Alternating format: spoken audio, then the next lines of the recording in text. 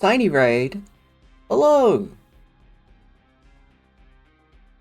Thank you, Tiny Dungeon, for the raid. Hey, Narapi, how's it going? Hope it went well. We all doing D&D as well?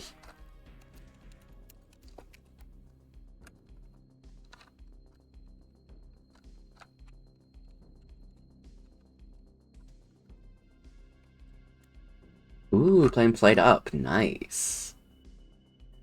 Good stuff. I hope you had a good time. It's been so long since I played Up. God damn. For those of you that don't know, Tiny Dungeon is part of the International Council. If you want to go check out more International Council stuff, go to the, like, panels in Twitch.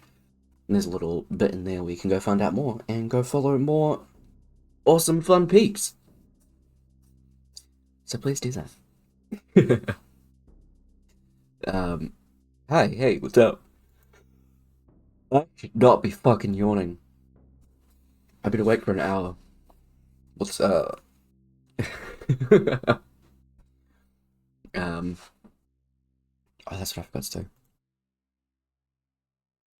Boop.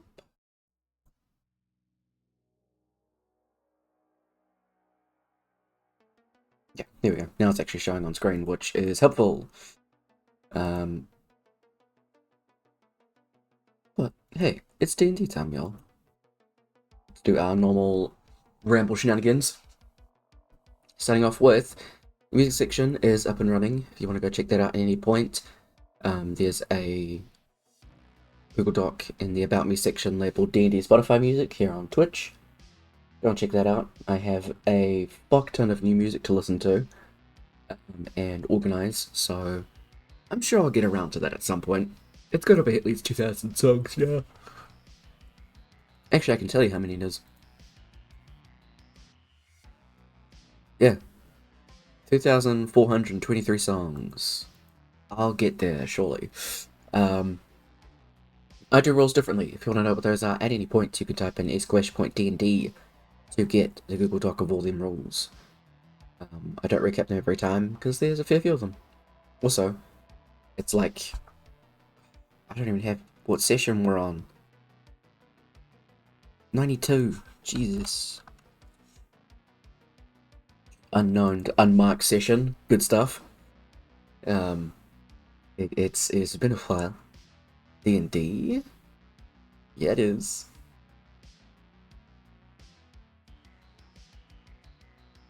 I want to say Korganath. I hope that's correct. To see the artists of the maps, you can type in !DND maps to get the Patreon links to the Clues Cartographer and Gold Adventure maps. !DND. Oh no, End of Latov, rather. Will give you a plot hook about what this game's about. And Moobot will pop in every now and again to remind y'all about channel point inspiration. You think a player's done something cool, or you want to give them inspiration points, go for it. Players can have a maximum of 5 inspiration points each before they're at their cap. If you gift an inspiration point to somebody and they're already at their max, you can have your channel points refunded or gift it to somebody else. This also can extend to NPCs that are on the player's sides, so feel free to give them inspiration if you feel like they did something terrible and you want to see them do better. Players that are watching cannot gift themselves inspiration. We take a break around 7 PM, which I believe is about 2 AM in the Americas. Oh, I'm so sorry. We take a break for about 30 minutes just to get some food, stretch, get drinks, all those good things. Yeah, we lock in for a little bit. Also, like it says in the pinned message in chat, I'm GM, so I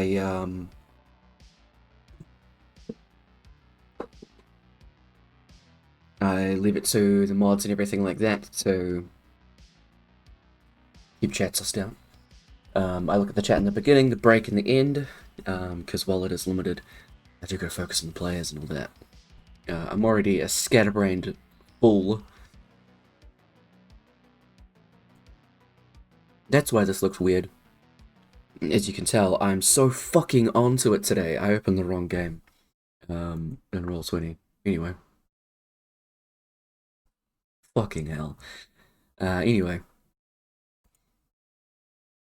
Let's just jump into all this. I've got a couple of things I need to open up.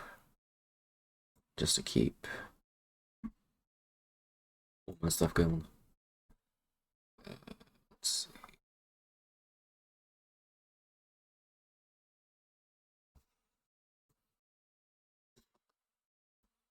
Hey guys. Hello. Hello.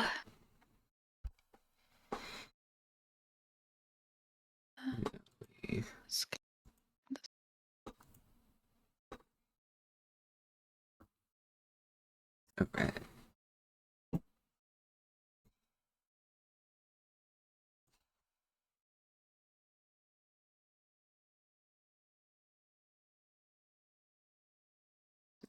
So kick off with our pre-session character question, which is, if your character was a work of art, how would you describe them? Oh, I like this question. Let me roll dice. 6. Kev, how would you describe rock as artwork? Ooh, let's see. Probably like a Greek statue.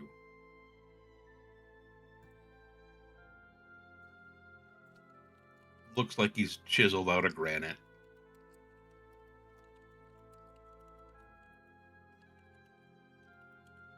And then he starts talking.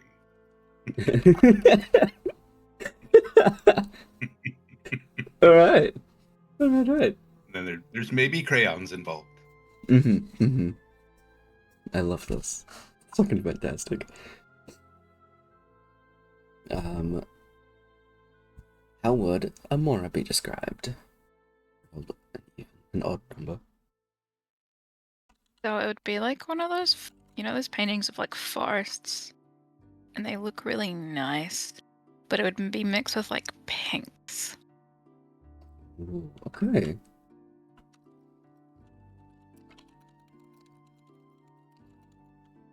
Like a very abstract kind of like color palette, but it's all like nature. Hmm. I love that. That's cool. How would Kaba be described as a piece of art?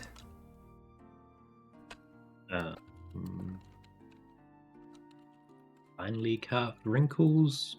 Look at the axe and chisel. That's definitely a carpenter.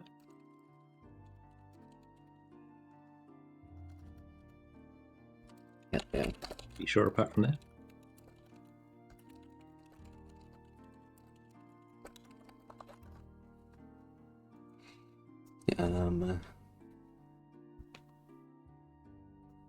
How would Silver be described?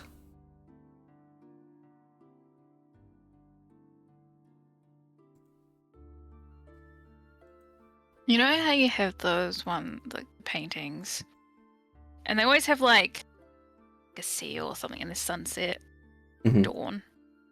It'd be like that without anything else. So it'd just be both the colors of at sunset and dawn. They're like little golden light and pinks and stuff. Okay. Beautiful. Because you're doing painting stuff, do you know what kind of like paint medium that you choose? Like watercolor, acrylic, oils, like anything like that in particular?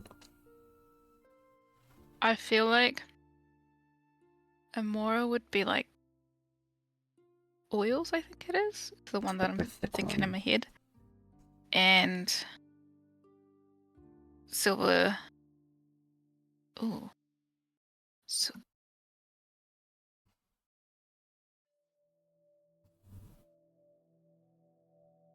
would be like oh, that's cool actually. I just found one that's really cool. Okay. I'm gonna share if I can.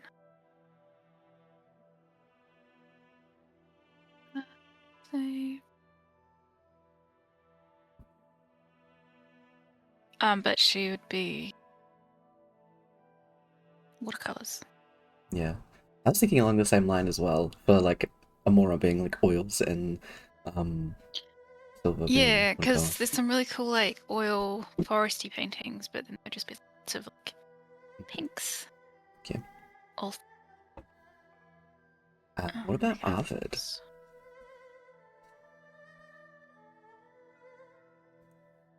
Highly dissonant dot in whatever background. Mm. Oh, yes. Oh, that's so cool. I'm sorry, I really love this question. I'm a fucking art nerd. Oh, I loved it a lot, though. Never had to describe art before. This is a weird question to me. And lastly, what about Torvik?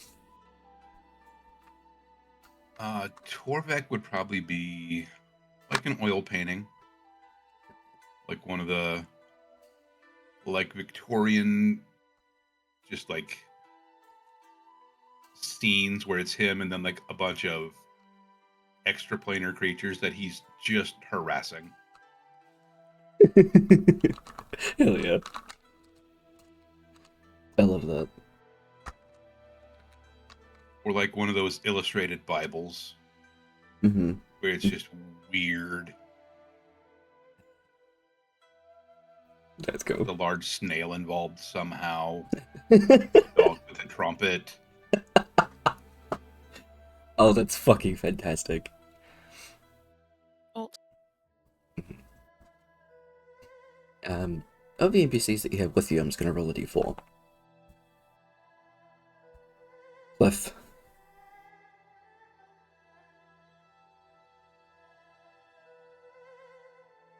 I feel like he'd be a wax sculpture. Very specifically made out of wax, and while not being like colored, being probably like a white or an off-white, very much like chiseled in a way where it's like a Greek statue because it's Cliff. He's got to show off their muscles somehow.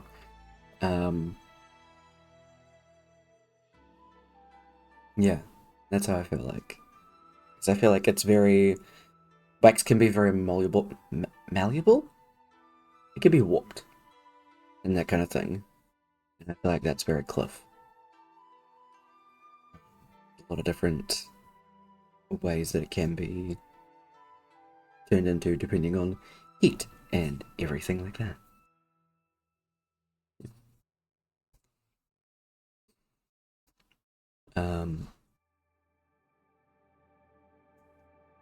So last session, session 91, the 20th of Drift Peak, 999Z. You guys break the Fae. Going into the Feywild and splitting up the 4 courts. You've got 3 out of 4 of them done. After moving some mountains and stuff, the dude bros get to destroy mountains, or a mountain. They get their chance to show how big and strong they are. It was a good time. Silver under siege. Some weird shit going on in her plane. And then some whack in the water as it decides to try and fight back.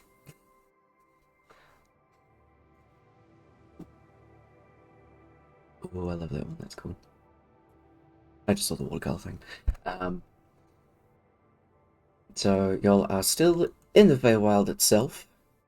Having just gotten rid of some water. Tried to slap y'all in the parting of the Courts of Dusk and Courts of Shadow. Everybody's slowly coming back together as everyone's been pretty spread out. And Taria now having an idea of where you guys are and has very innate connection to the Tree of Life, has officially met Oaken? Something like that. Oakley. Oakley, thank you. You guys head back to the Druid sect. You can rest up there as the next, like, parting between the Courts of Shadow and the Courts of Prime are actually right outside the sect's door. Damn. This one is fairly easy to break, it's just long. So,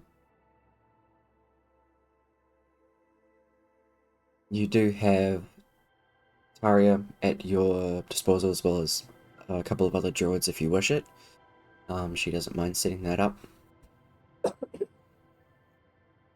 When you guys do come back to the sect itself, you do see that Finch is there. Just checking in with people as you see Finch come over to see Taria, a bit like frazzled, coming over asking, "Is everything all right? There were a few earthquakes, and from where we were standing, we had to the Fae is breaking," and Finch just starts off on very much a little tangent of freaking out.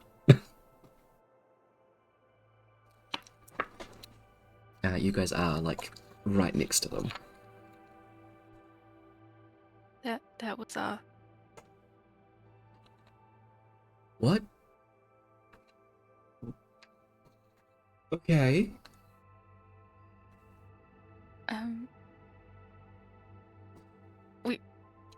we thought it would be easier to heal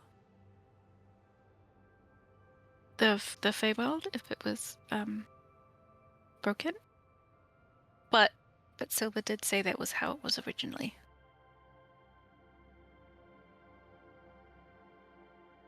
So just remember that Finch has a voice. I had to go through that in my head for a second. Onto it. Okay.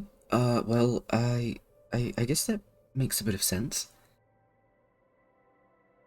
It would make it easier to go through and clear the tar from each parts of it if it was in different sections. It was like that originally? That's what she said. We have to have a conversation with this Silver. I'm not sure I've run into her yet. I don't know when she'll be back. Her plane's being attacked. I hope her plane is okay.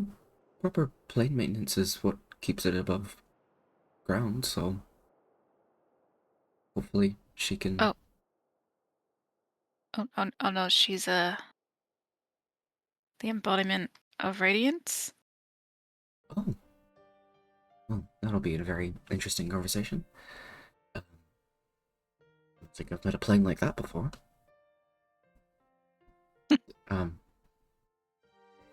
I'm sure at some point I'll be able to have a conversation with her and see what's going on. I wonder if that's the one that Wakes has been talking about.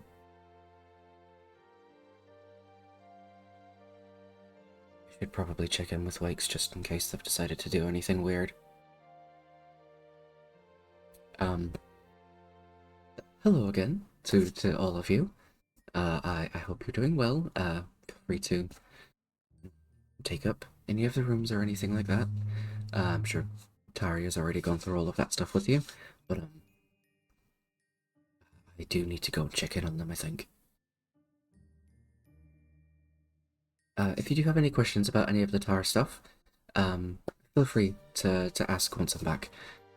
We do have a few reports to go through, as well as a general meeting with some of the druids, just to see what is going on in their different sectors. So, sorry, I can show you to that room. I will be right back. Which will, like, briskly rush off in the direction of Wakes's, lab. Okay.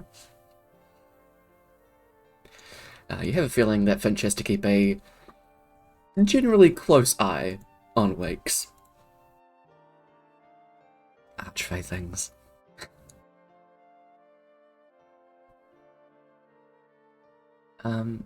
Would you all like to be a part of that meeting? I mean, we normally just go over a few things about what we've found and all of those types of things. Wait, is this for the tower? Mm-hmm.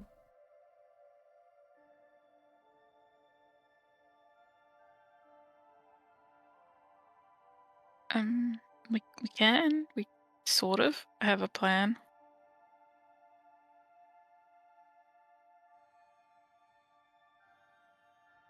Okay. If you have anything on its own that you'd like to bring up at this meeting, I'm sure we'd be more than willing to help you. I mean, taking charge in your own this is a very significant lead that we feel will be very useful towards curing the Feywild. This is our home, so we'd like to make sure that I was going to say in one piece, but I guess it's now in 4 pieces.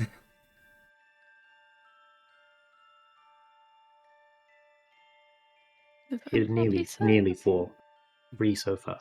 3. Well, Sure. 3. Mm-hmm. I mean, with us being on the edge of the Courts of Shadow, it would probably be quite good to be a bit separated. We never really had a choice in where the new sect was made. The founders and Tari motions into where the Tree of Life is, and that the Tree of Life itself being made of those 3 people. They moved it from the material plane, actually, to here after a significant event. I guess that's just where it ended up.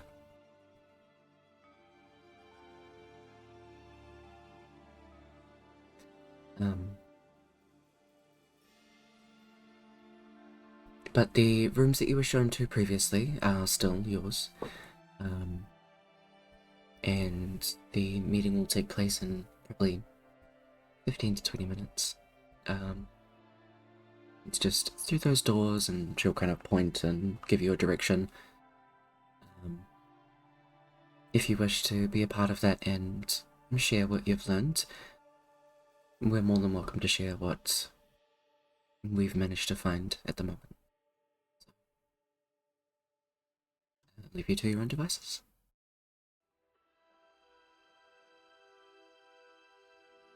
Harry will start heading off in the direction of that, like, meeting hall.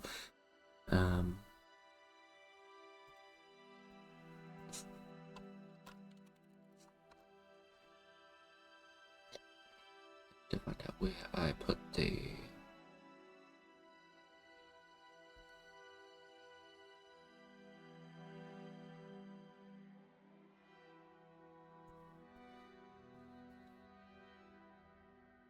Where I put the name of another one.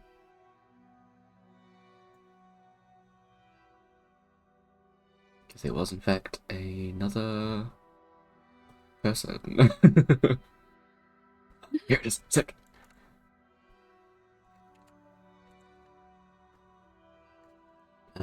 So is there anything that you guys would like to do while you're chilling here at the moment?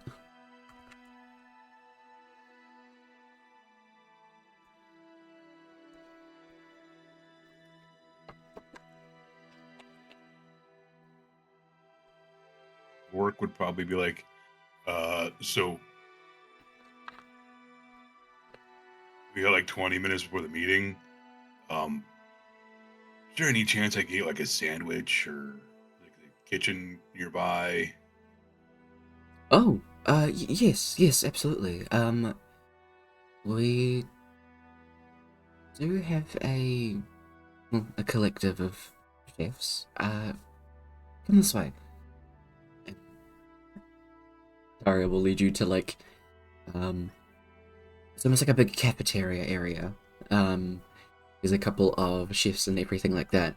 In one of like the entryways, there's just a massive like bowl of good berries. So those are like help yourselves. They get filled.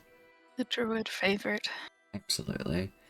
You can see there are Entire sorry. existence.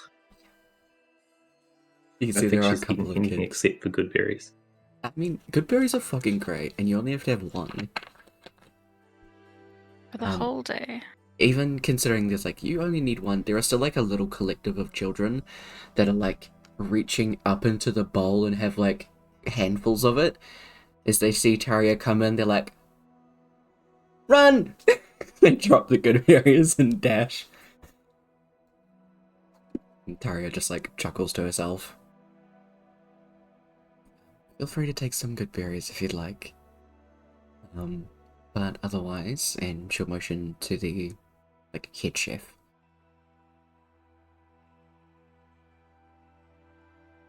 Philandris is very good at cooking. We have many different types of both Fae and material plane favorites, so I'm sure if you ask for anything in particular, they'd be more than happy to help out.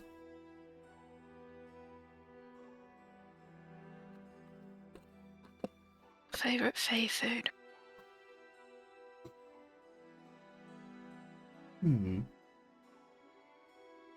Um,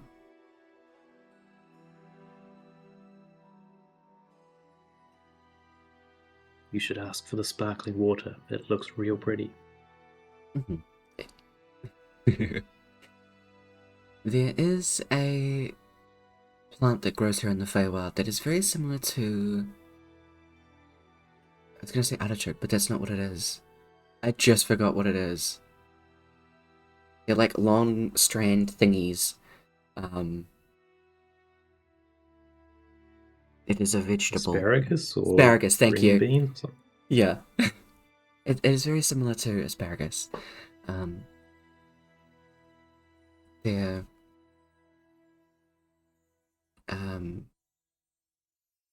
they have bread and butter with it and roll it up into little like rolls. It's very good. It has a almost like sweet taste though.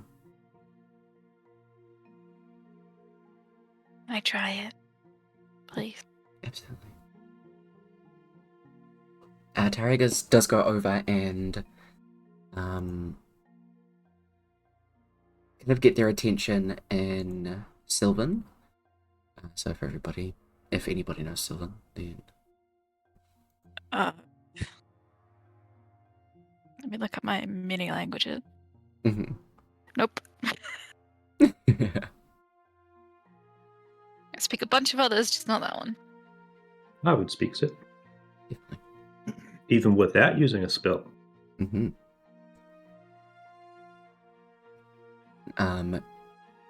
You hear her ask for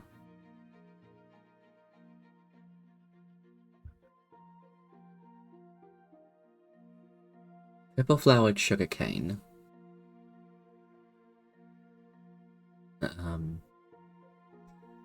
You see this very tall Eladrin, who's almost like a middle between the Courts of Prime and the Courts of Dusk. So like greens and purples and everything like that. On their like long wavy hair, on the top of it, almost looking like a hat, is just a very large flower that is very vibrant purple, is opened, and you can see like a couple of little like bugs that are just kind of like sitting on there chilling. You can see as they start to like actually start preparing food, they wave the bugs away. The bugs all like flitter off into a different area before they start like getting something ready. After maybe like a couple of minutes, there's just a little plate of purple flowered sugarcane rolls. Aria takes a couple as well, and yeah, they're just like little sweet rolls, because it's sugarcane.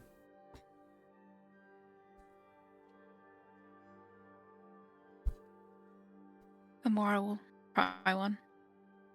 It's really good.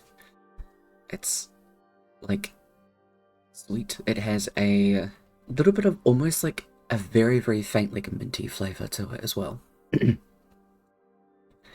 It's interesting. Okay. We'll take another one. And another one. Yeah, there's a pretty And decent another plate one. there. So, several to go around. Brooke is more than welcome to ask for a sandwich. Okay, so I was thinking like a really big like sub sandwich, like ham, salami, some pepperoni, capicola if you have it, some provolone, then like some mayonnaise, onion, cucumber, pickle, black olive, green pepper, and some lettuce, a little bit of salt and pepper. But then those good berries looked really good. Do you have peanut butter and jelly?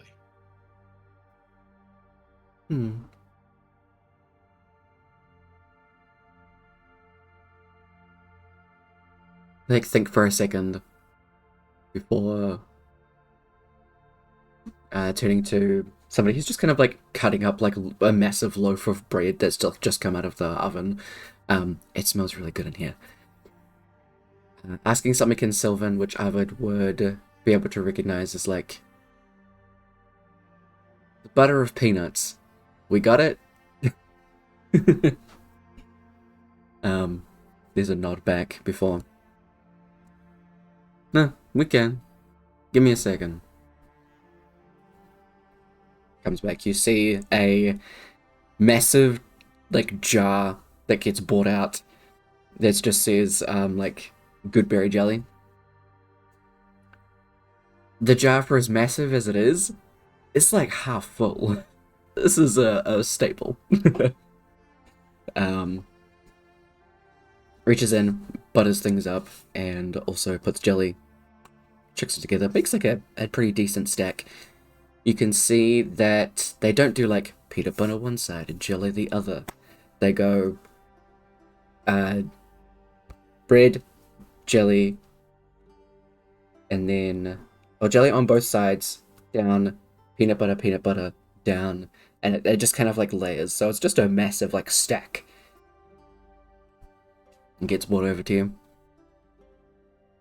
Yes. Do you need the crust cut off? I mean, I don't need them cut off. But if you want to cut them, I'm not going to stop you. Just holds their hand up and just like a knife, like magnets itself to their hand. It seems very dangerous for a kitchen, but it just appears in their hand. And they start cutting off the crust. It gets put into like this little bucket to the side, and the bugs that were on their flour just kind of like huddle in and start munching. You do see that the bucket is put in like a little sectioned off area you can see is called the bug zone. So there's just a little bug zone over there so that, you know, it's a kitchen. They're still gonna... Mm-hmm. Is there That's any... cool. Hey, Mora, they got a place for bugs. Place for bugs? Yeah. Just like a little area for them. So they're not roaming about the kitchen. They do Where? like to sleep in the flour.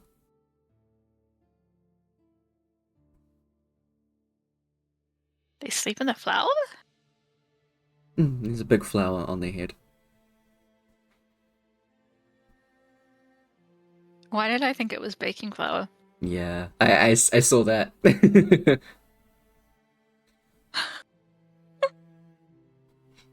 That's where I went to at first. Mhm. I was like, why are they sleeping in the food? Isn't that not what you want? No, that's exactly why they have a bug area. And they'll motion over to it, and they're like right now they're in like a bucket of the crusts that were cut off Rourke's sandwich. They're just nomming in there. A couple of them are like, what is it, luminescent. Some of them glow. Oh, yeah. Mhm. Mm-hmm. Amara's just gonna stare at them. They're really interesting and little weird guys. They all have wings. Some of them like fly up and like hover above your face. Just kind of like doing the like roly poly flies as they're just like in your face, being like little cuties. You know, like put your hand out and they'll land on it, and they'll just kind of like circle your finger, do like little hops on your nail. They're cute as hell. That's adorable. Yeah.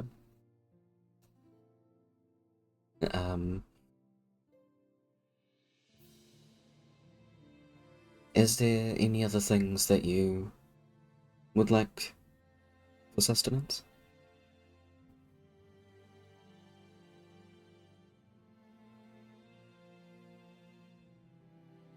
No, thank you.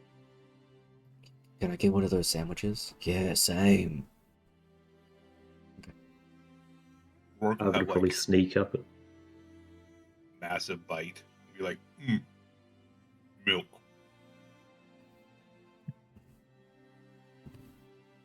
Colder the better. Older? Colder.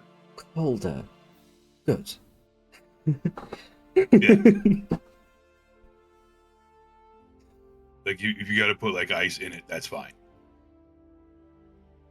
We have a cold box. Oh, cool.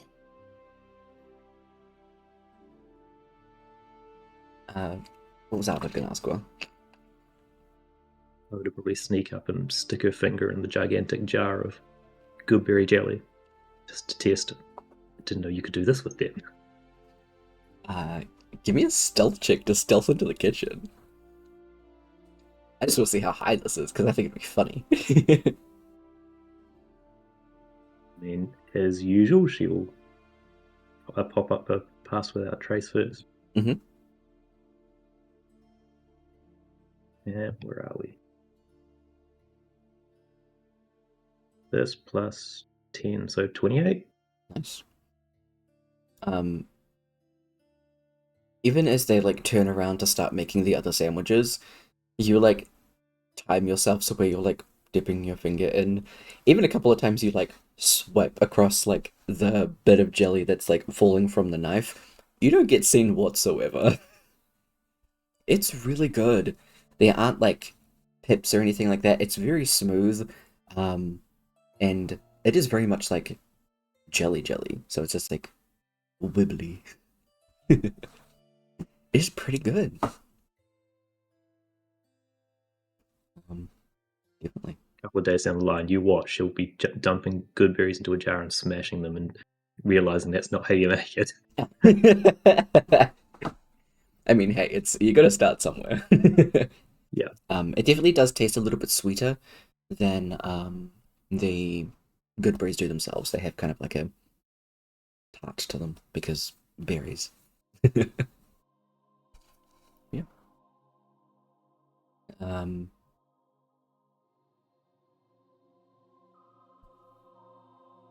Other sandwiches get made. Cliff and Torv don't ask for their crust cut off because Torv says it makes his hair grow really nice because he was told that when he was a kid and he believes it to this day. And Cliff just likes the texture of them.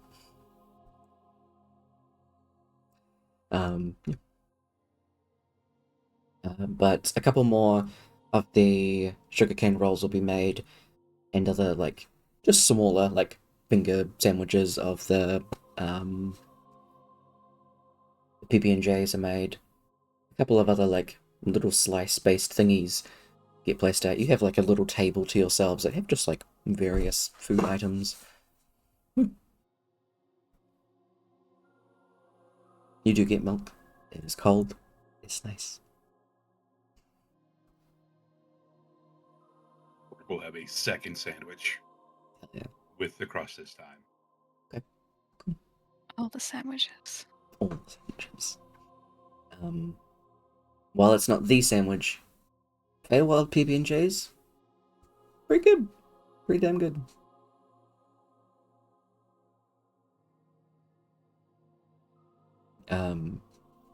Easily enough, 20 minutes goes by. You've had some good noms, and Taria does sneak off after taking some more of the sugarcane rolls to head towards the meeting room.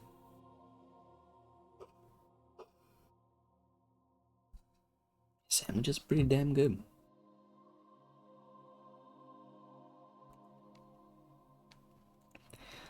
Where's the thing I'm looking for? Here's. Heading into the kind of like meeting room. You can see there are the three of the councils, so Zither Finch, Delara Harpweb, and Harporitaria.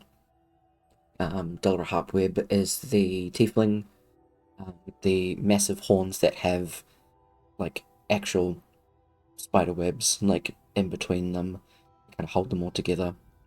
It's really fucking cool. And about 9 other druids in this room. They're just kind of sitting in various seats. There were more seats that were brought in for all of you, and you're all welcome to take a seat. Can I sit on the floor? You can. There is a table, so you can't really see onto the table. That's fine. You do get brought in a beanbag if you'd like.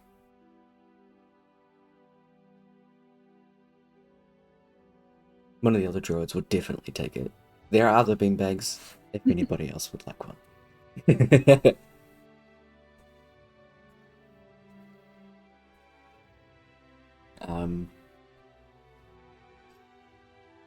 This meeting starts with Finch going through some just kind of general statements about like the percentage of tar in the Courts of Dawn, and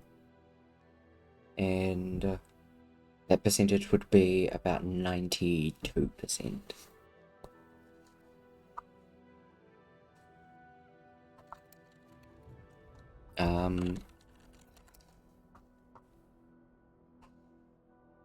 Dusk is about 44.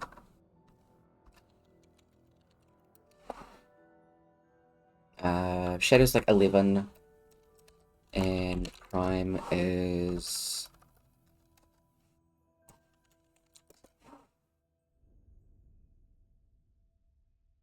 37. So while it is spreading,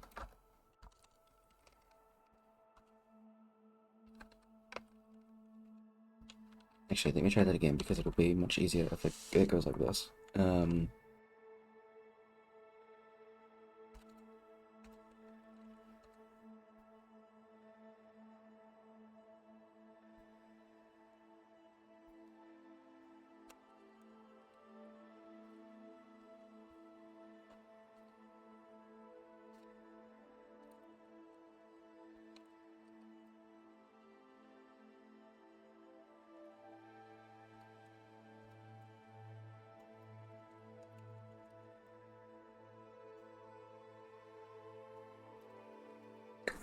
So over a week, the percentage of dawn has gone from 87 to 92.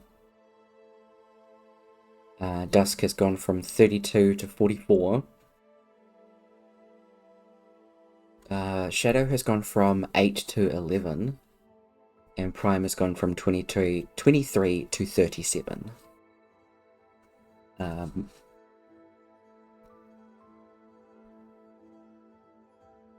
Overall, I do believe that because of how, one, far away the Courts of Shadow is, as well as its climate, that it's not spreading as quickly.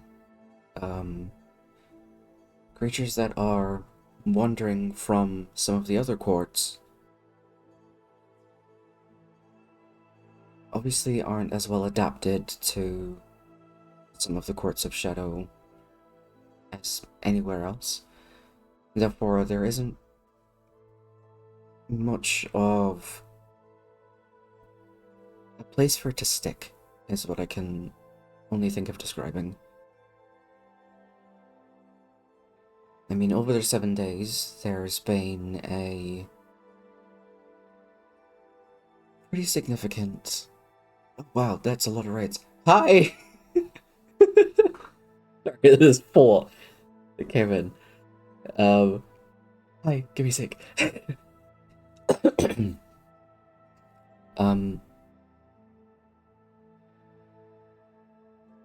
Because of how high it was in the Courts of Dawn anyway, it's managed to spread very rapidly over the past 7 days. Only because of the proximity has it been able to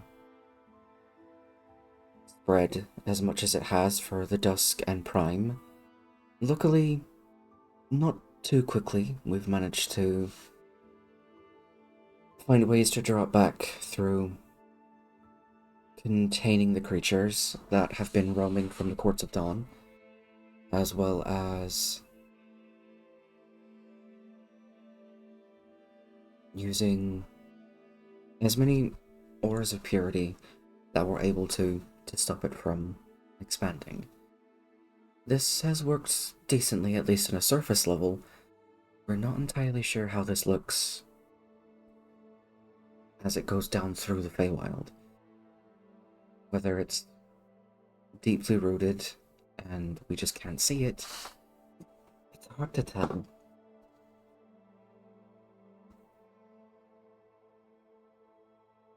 And then we'll turn to some of the other druids that are in there and just asking about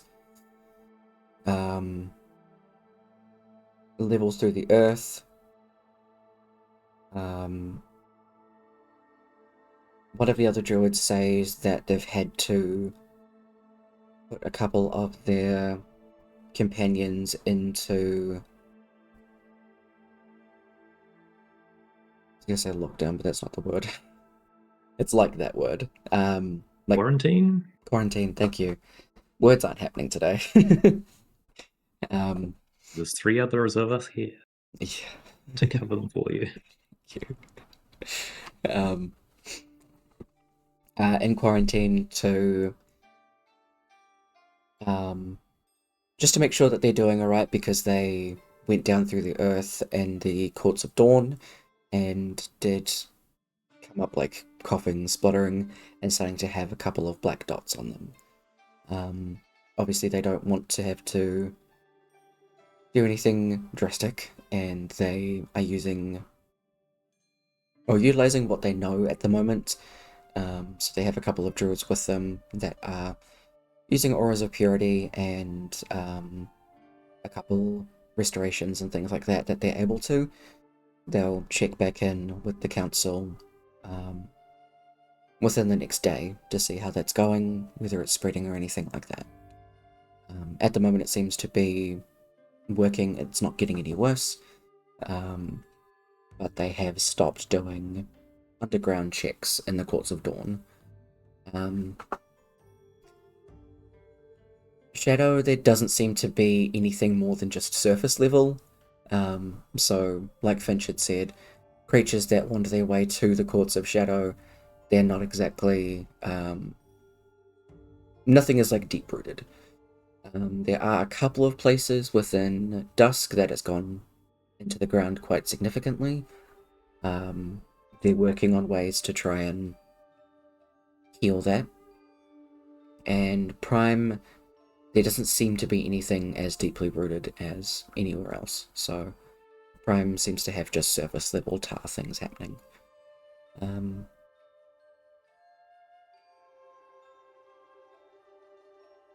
Finch does give an update about the separations of the Feywild, and does motion to your group.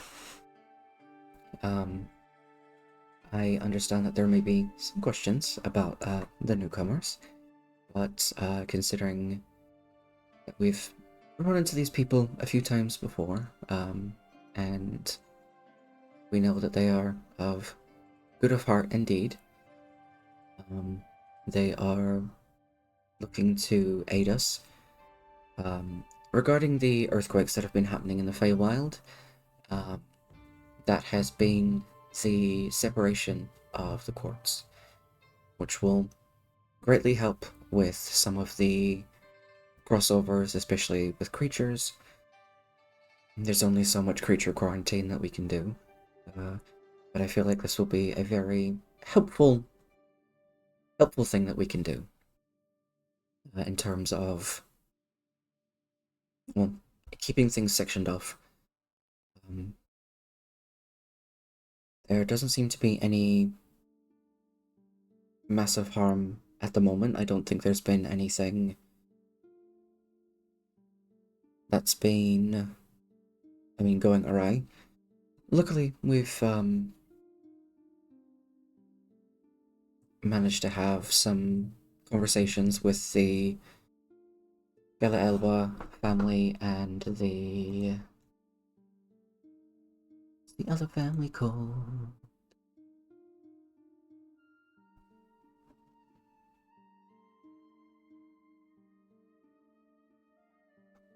and the Leceiver family. You all knowing that the Gala Elba family is the Courts of Dusk's family. So obviously the Leceiver family is the Courts of Prime.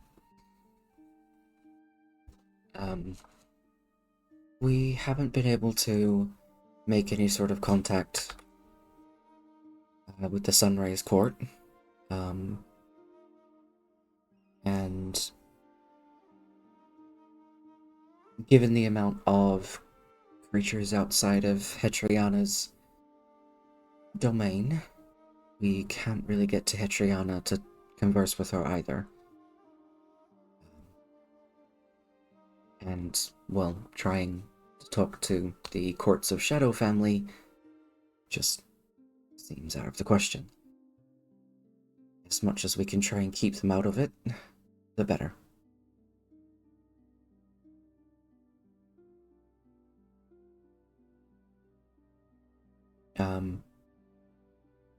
There's a few other updates of things that Arvid had already filled you guys in on, just about hive minds and things like that. So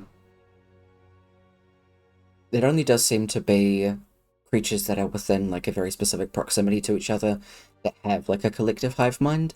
Otherwise, they do act independently while viciously. That for some of the creatures, it doesn't really seem to be too out of character that they've run into, but the few that aren't as vicious previously definitely show an influx of just hostility.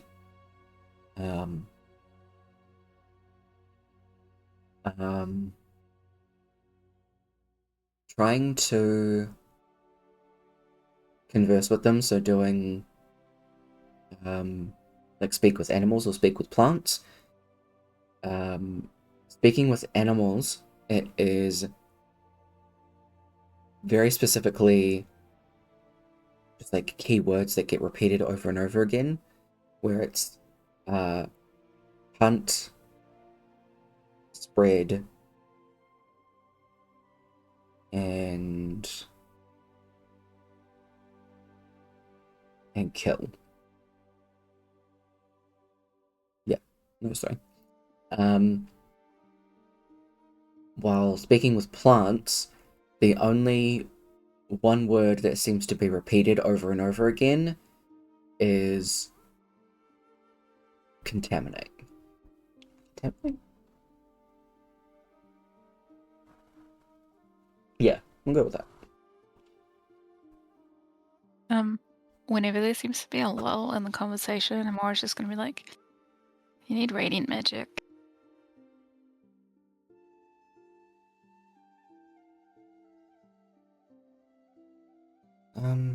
Not many of us have radiant-based magic. We're a circle of druids, not really clerics. Have you been able to find out how much radiant magic that you'd need? A lot. Which is why Civil was with us. Okay. I mean, I have some. Have you, any of you, managed to revert any creatures thus far with radiant magic or anything similar? We have a lot of creatures that do need to be, well, rehabilitated.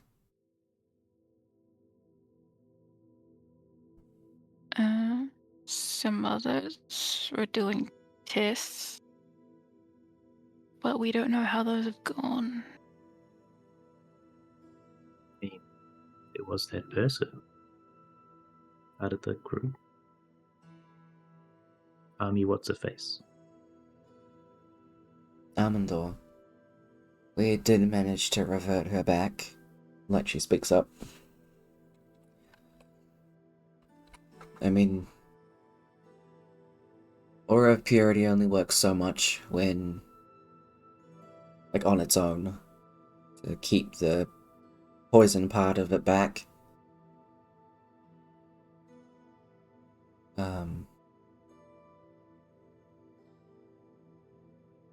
We did need some greater restorations and also Aura of Life. I think something that was important that we found was a level of sentience. Like, when we tried to talk to Arvid, she really did want to come back. Arvid? Sorry, Amandor. A lot of names that start with A. Thank you. Mm-hmm. Amandor really did want to come back. Not sure how well that goes for creatures. We'll have to check in with our people.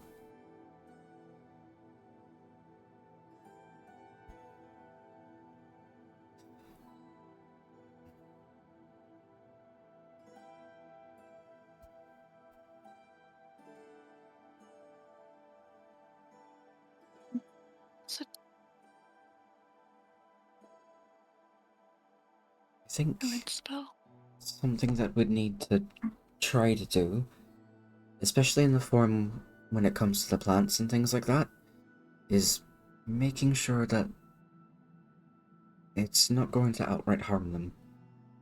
While radiant magic can be useful, it can also be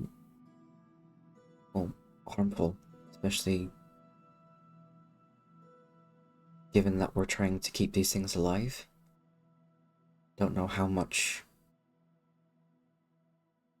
radiant energy we'd be able to expel ourselves, given that radiance isn't exactly our primary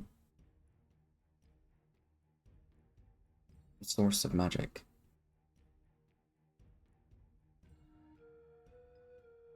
I have an idea. I don't know if it'll work, though. That might dilute the radiant magic enough. We'd be willing to try anything, really. We could use Maelstrom. And then try casting radiant magic into it so it spreads. You hear like murmurings of like agreement between like all of the druids in the room. You hear like a fairly positive feedback from that. Okay. That can definitely work. And given that there are clerics within your ranks of people, if you'd be willing to help us do that.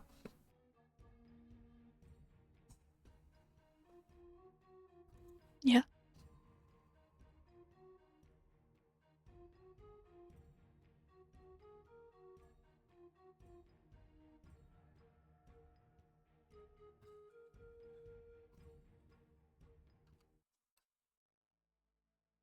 Druid.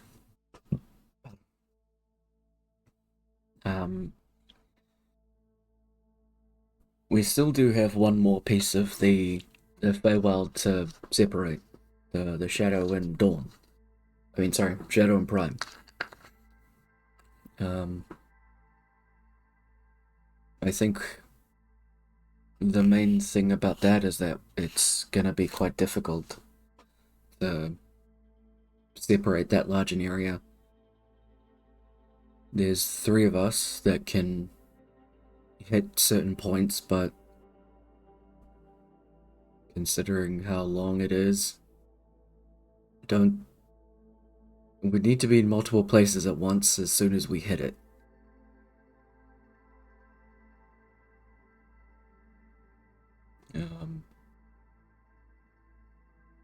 So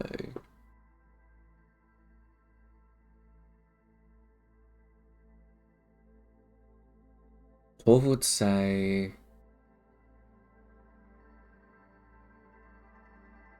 considering we were able to space ourselves out far enough to break the dawn and dusk from each other, I think if we spread ourselves out in a similar fashion, we just need to get 2 solid hits in from the 3 of us. And Torv looks to Rourke and Cliff. But we just need to get a fairly good distance away from each other.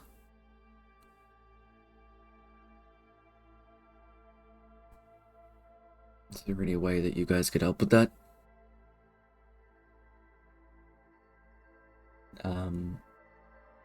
Harry would say, luckily we're well acquainted with a lot of the trees within the Courts of Prime. And we should be able to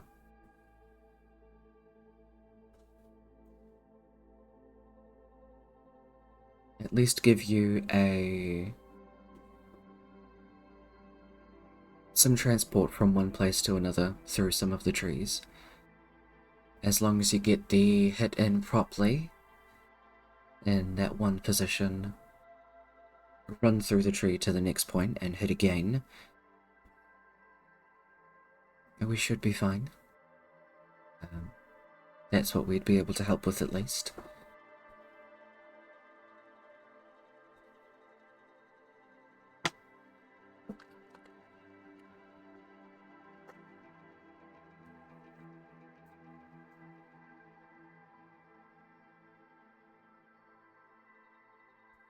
Torv nods, kind of agreeing that that's a pretty good idea. Helps you guys get from one place to another.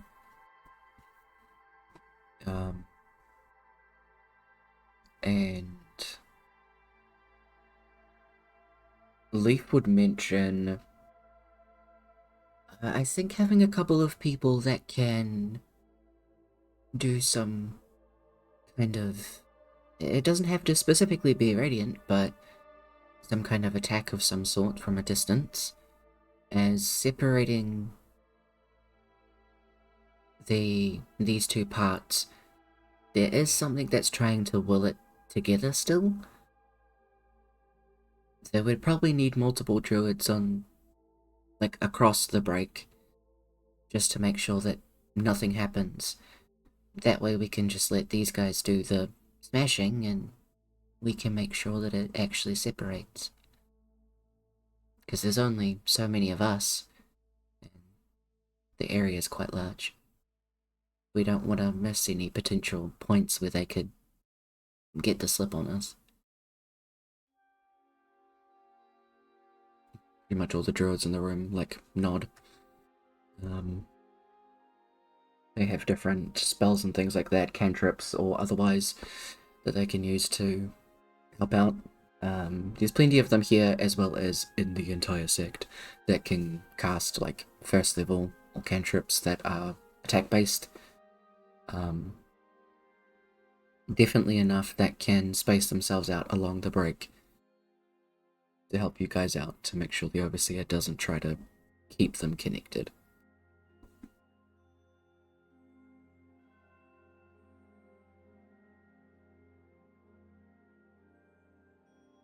What level is Maelstrom? Maelstrom. That's what we used for the comet.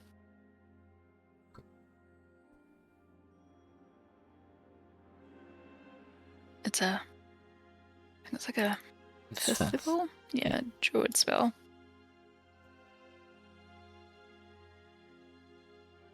I had to look on Silver's sheet. It's her.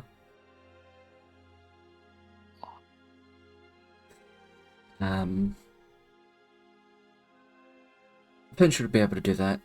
Well, any member of the council would be able to do that.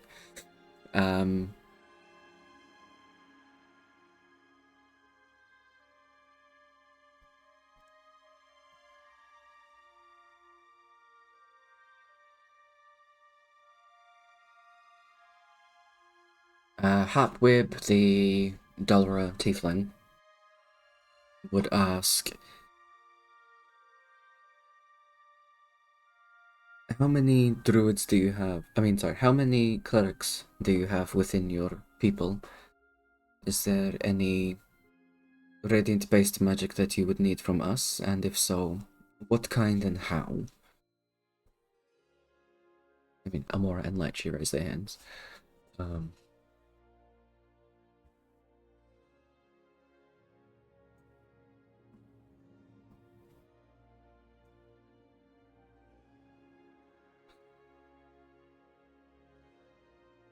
Sorry, I know you just put food in your mouth. No, you're good. I'm thinking either guiding bolt could work, or sunbeam, because they're both radiant based, but sunbeam is a higher one. Mm-hmm.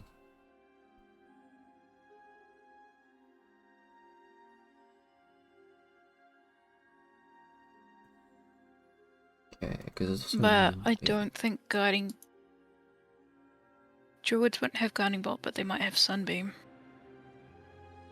They should have sunbeam for higher levels. The higher levels would definitely. You do hear murmurings of, like, not all of them are able to cast that. Like, the council, yes, so that's 3. And then probably like 2 of the other ones in there. Yeah, it's a pretty hard spell. What level druid do you need to be to cast 6th level? Show me. So you got 5 at least. And that's pretty decent. Like, pretty decent. Okay, you need to be a level 11 druid. But at least one of them would have to cast Maelstrom. Oh no. Depends. If it's a lower level one, they can cast it at 5th. It's only a 5th level spell. Okay, so one of the lower ones can cast lower ones. A lot of them would be 10th level druids, which only gets you up to 5th level spell slots. So there are several of them that can cast Maelstrom at least. Oh yeah, well that's it. So The other ones would be able to do at least like Moonbeam upcast. Oh yeah, I forgot about Moonbeam. So Could upcast Guiding Bolt. could also do Mass Cure Wounds and have that distributed in the Maelstrom. It's a 5th level evocation spell, but healing would still like distribute itself amongst a lot of the creatures that have been like hurt. Just also heal. Mm-hmm. I just don't have Mass Cure Wounds. That is a druid one. Oh yeah, it's also a cleric one, I think. Yeah, definitely. Yeah, I just don't have it prepared. That's the word I was looking for. That's right. This would definitely be something to like sleep on so that all of the druids can, you know, look at their spell shit.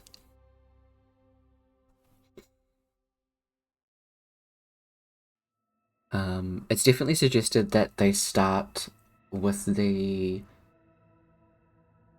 Cults of Prime. One, because it's their land, and two, they can actually see if it works. Sure. Yeah. And then that way they'd be able to immediately do a bunch of communing and like with nature and things like that to see in general what the overarching response is, I guess. Oh yeah. That works. What is Leaf again? Leaf, I think, is 10th. Leaf is 12th. Oh! Amazing. Yeah.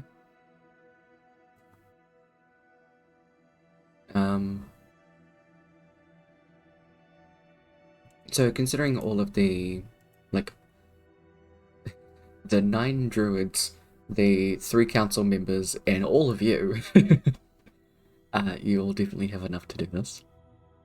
And they are more than willing to help you out with the separation of the Shadow and Prime. A lot of them already have, like, transport via plants, because it's a primary spell that they use to get from A to B.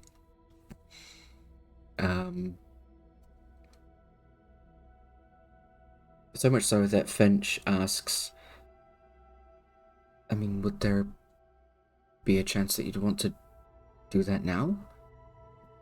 Then that way we can at least just focus on one very specific separated area.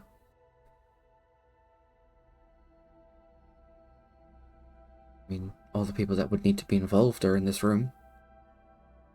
Seems like we've already got a pretty sorted out plan as well. Is this for the separation? Yeah. Yeah. And looking to Rock, Torv, and Cliff. Are you ready to go? Yeah, I mean, Yeah, definitely. Just like always. things are pretty straightforward for us. Yeah. Straight down, one would say. Yeah. And that was definitely Cliff. So you all line up and head outside.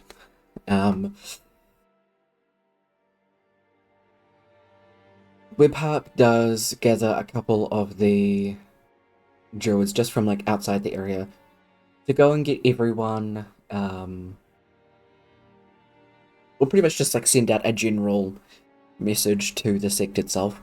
Because this is basically happening outside, it causes a an amount of earth movement. And there's a lot of kids in here, they don't want to startle anybody. So while you guys get set up, they go and give a bit of warning to everybody. So if we go back here, unfortunately the fucking thing is right in the way. But you basically need to hit the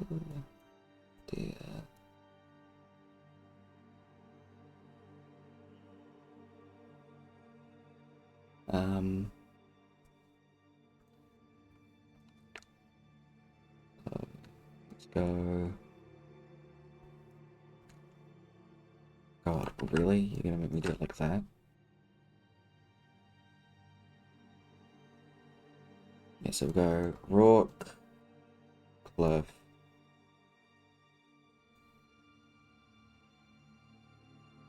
and I'll keep Torp as purple.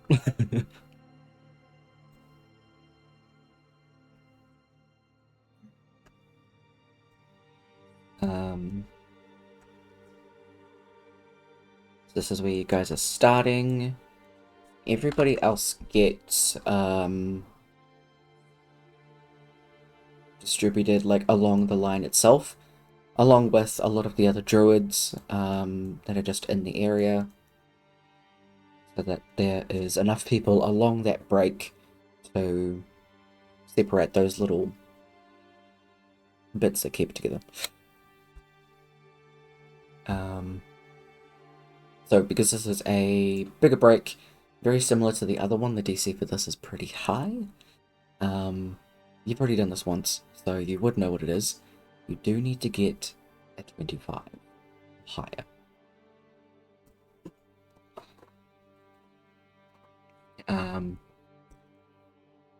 So with that, everybody keep in mind what thing that you want to use to break up some of the bits. And make those attack rolls, boys.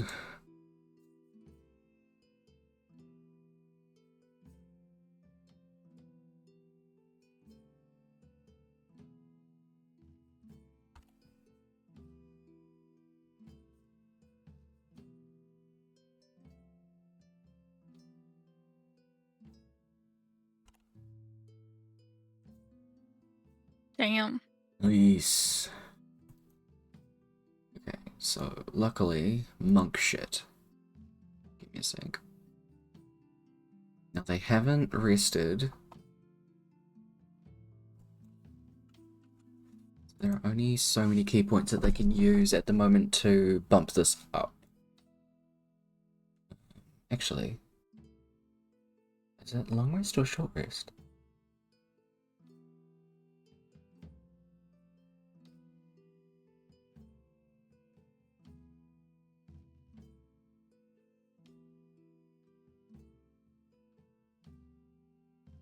Ooh, short or long rest. Okay.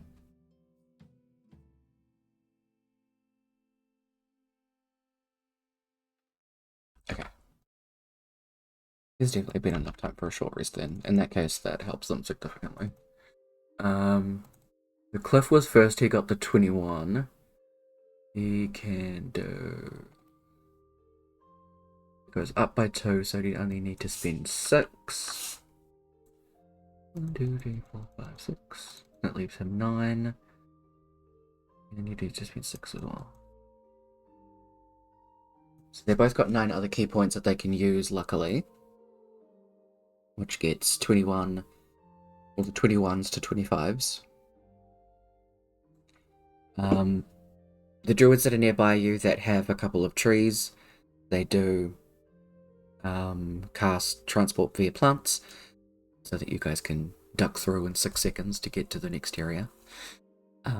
Because you got a fucking awesome nat 20, how are you gonna flare that? Because that's cool as shit. Just like dig his feet in, like squat down like as low as he can, and then just every bit of force that he can up into the air, just in a leap. like hang for a second, then swing the axe forward, so he's going like almost like in a nosedive. Oh, fuck yeah. Incredibly easy enough. Again, big fucking crater, and the line across from where it goes from blue to green, that starts to connect from the point that Cliff and Torv punched on either side of you, and it's starting to connect in like a radiant, glowing gold.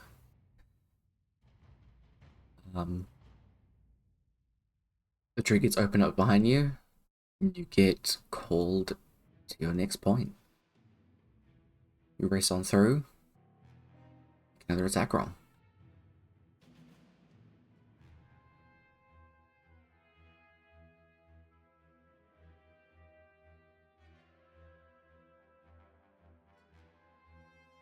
Okay, luckily that's not as much and it goes up by 2.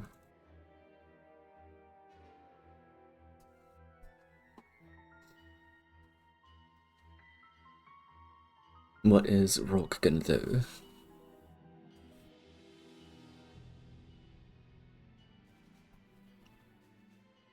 I'm gonna re-roll that. Okay. You can do recklessly if you'd wish. Like, you're making an attack roll. Oh, true. Yeah. I will do that. Hell yeah.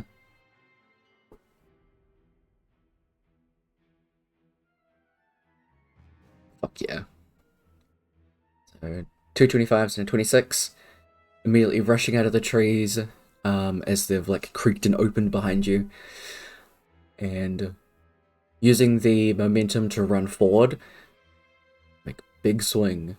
You can see, well, Cliff can see, as he runs out from his point in the tree, that from where Torv hit to his left, to a direction, that glow is starting to, like, go across the break and come towards him. He manages to time it, so he slams his fist down, and that just continues smoothly onto where you are, Rourke. You time it enough where you can see that glow start to come and make your attack, and it just continues onward. Easy enough.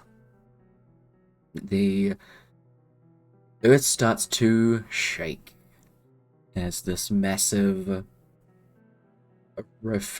ravine is starting to grow in between. What attacks are people going to do as you do see that those tendrils trying to keep it together? It's black and red. Start with Amora. Bolt. What was that? Guiding bolt. I just heard the end of At it. like 4th level. Yeah, easy enough. Do I have to roll to hit? No.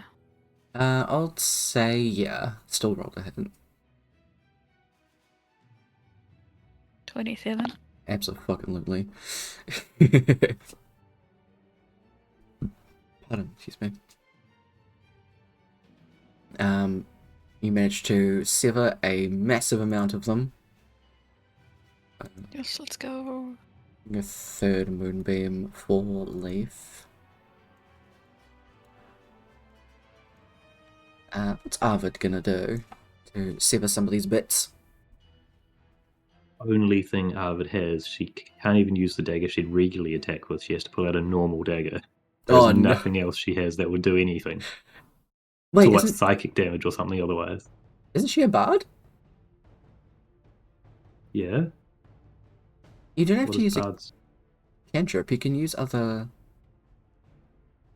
Yeah. Oh, but it's okay. all still I'm not psychic looking. damage and stuff. It is. Yeah. Sorry, She is very specialized in what she can do, and it's That's not fair. combat. That's fair. That's fair. Also, like her normal dagger is a shadow glass dagger. That's not going to do the physical outside damage to the things otherwise. So, regular dagger. All right, let's That's all go. she has. Go for it.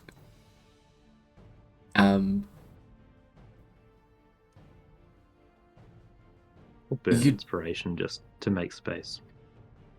You do probably have to throw it. Yeah, like into this chasm. If you're okay with losing a dagger. That's a regular dagger. I'm sure she can nick it. Find another one somewhere else. Procure a new one. Fair enough. 27 definitely. How is Arvid gonna position herself to biff this down to try and break as many as she can?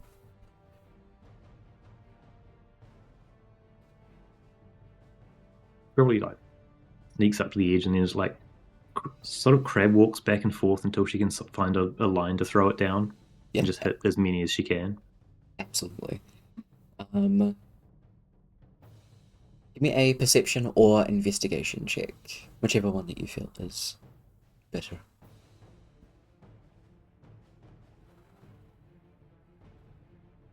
Unless you can spin a different skill. I was gonna actually ask if. Oh no, wait, that doesn't make any sense at all. I'm looking through her extra things. There are things that should help with stuff like this, but it's never in the right way. Anyway, perception. Are you gonna keep Oops. that I had roll? inspiration to burn. Okay. Fuck. Thanks. Oh no!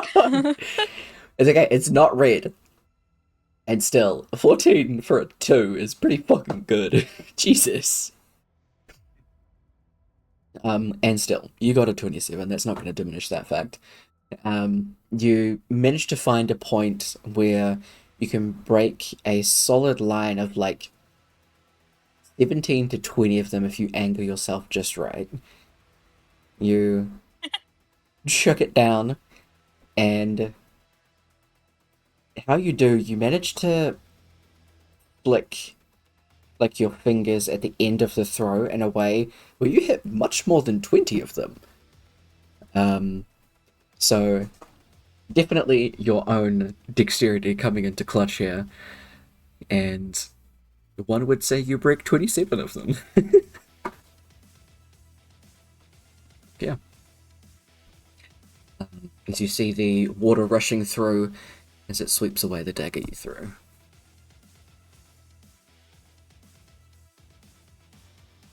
Apparently this music's what's happening. That's kind of cool. Leaf does a moonbeam. It just severs in a general area. A lot of the other druids are doing that as well, so it's just that general area that's being fucked over. What's Torvik gonna do?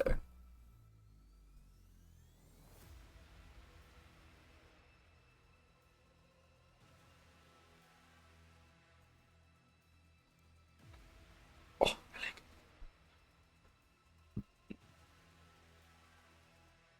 If you say ride a bull and charge them, I or mean, a ram, like legitimately, I was thinking behind steed,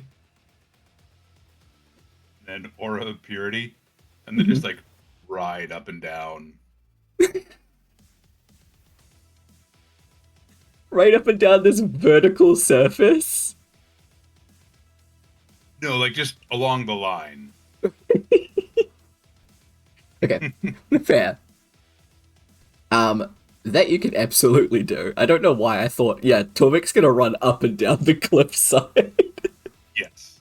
I mean, you know, mountain Defying goats gravity. can climb like vertical surfaces. Yeah. They can. I don't have anyone that has spider climb though, sorry, and I don't think that Yeah. that's okay. But still, you can definitely still do that and just sever those with your aura of purity. Because that does move with you, right? Mhm. Oh, perfect. Yeah, it's centered on me. Cool. I don't know why I always think the auras are like stationary. Weird. No, easy enough. Lechi's gonna follow suit with a goading bolt. What the fuck is that spell? I cannot see it. Lechi doesn't have guiding bolt. Guiding bolt, more like fading bolt. Well, damn. Lychee takes psychic damage. More like hide and seek bolt. I mean, considering I can't see and I have my glasses on, this is a problem. I literally just think I didn't give it to her. The like best cleric spell ever. Oh, this is Lychee. Are you saying Lychee is not a good cleric? Lychee is a death cleric. So Lychee is not just about help. guiding people. Guiding people to death. I don't know. That's a thing. Absolutely. I genuinely don't know why I didn't give it to her.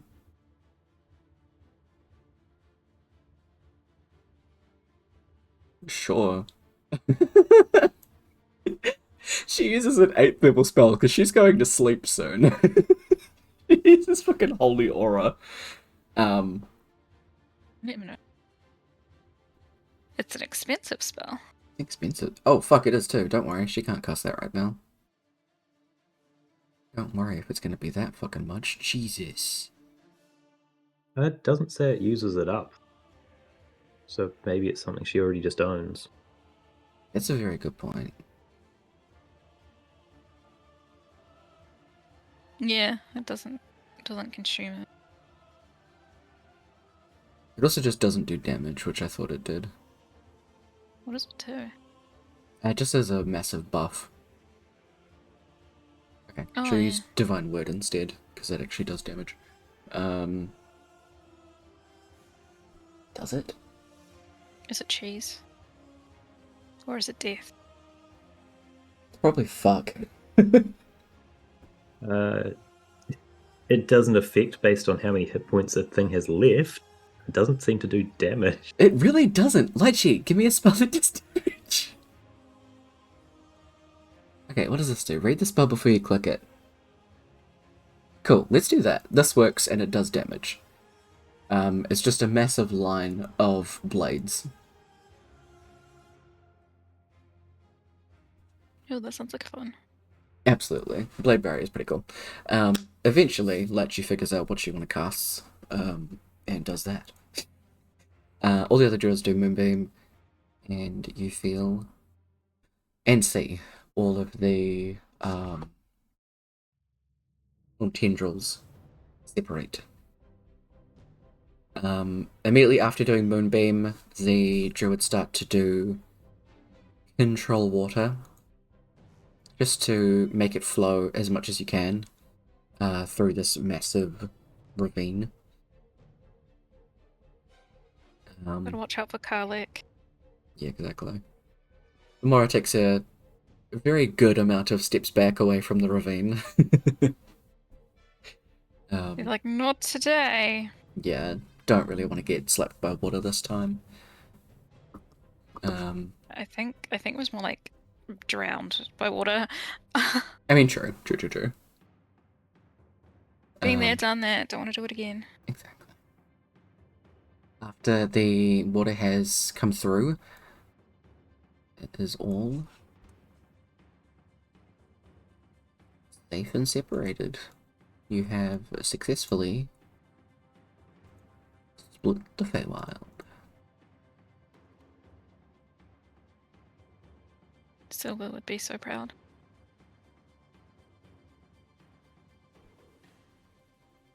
Zoop. Come here.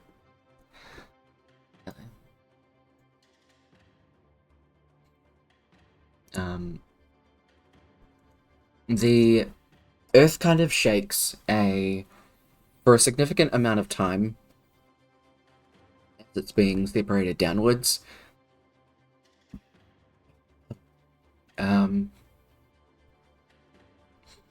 Once everything has actually settled, is when everybody goes back inside. Amora, give me a perception check. Okie dokie. Perception. Am I good at this? Not really. That's a 23. Nice.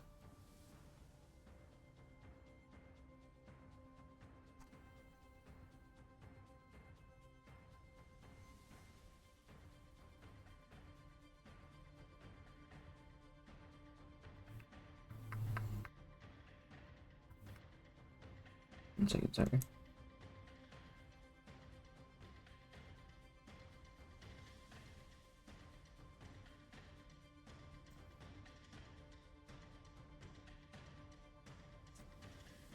Oh, cool. You don't know whether or not it's a trick of the eye, or whether or not this is real, but you see a creature that almost looks like it's made of leather and like tattered rags, pulling away the form of somebody you recognize as your birth mother in the Courts of Shadow.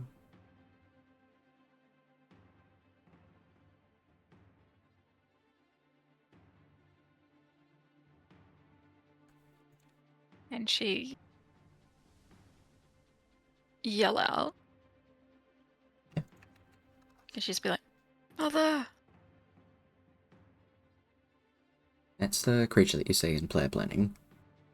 Oh no. Shit.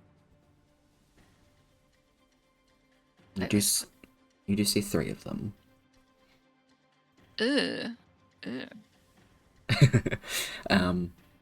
Hey. You do see her reach out a hand towards you as she sees or hears your voice amongst all the rumbling.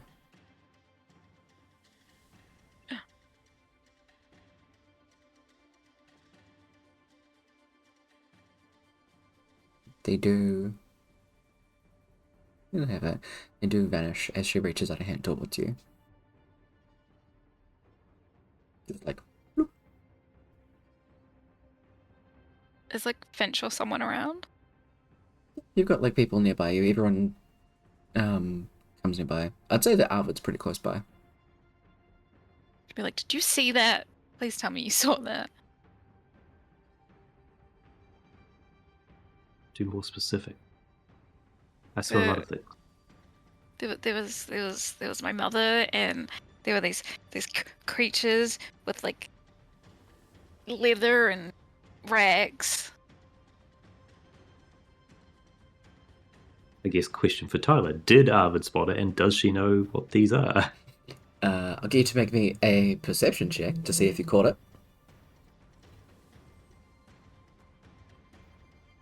You have no idea what she's talking about. At least visually. In terms of the creatures themselves, give me a history check with advantage. Or if you can spin a different skill, go for it.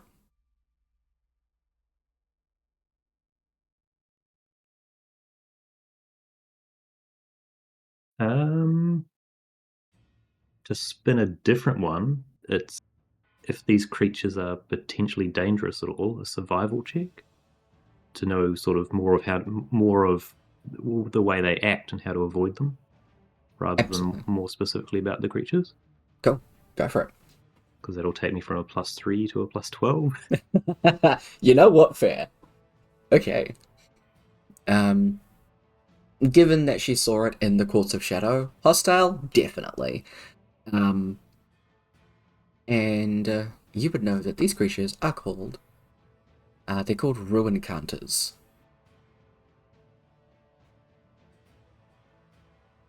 They are casters. Very much so.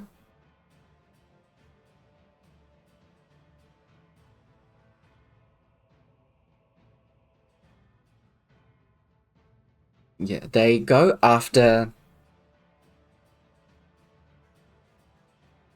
How do I word this? They feed off negative energy and are very specifically drawn to creatures that are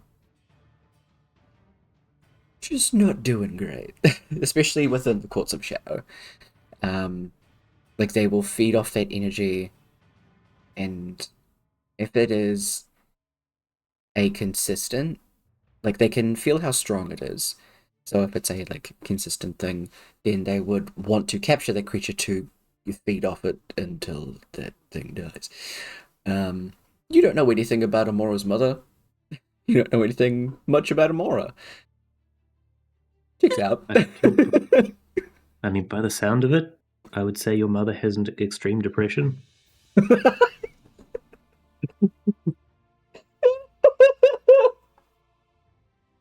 Sorry.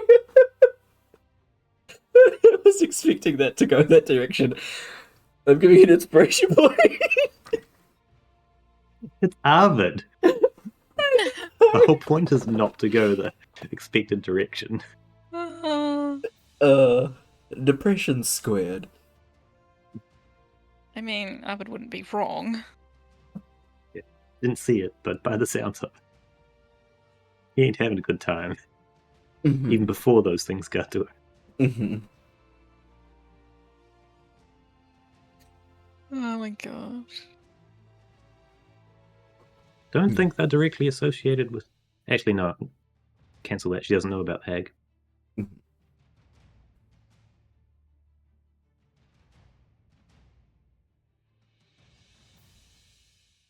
Does she tell Amora what they are? I mean, she says what she said, and if Amora asks for more, maybe. So she's. What did she say? Your mum has like depression or something? Yeah, I didn't see what you're talking about, but by the sounds of it, your mother has extreme depression. I mean, I wouldn't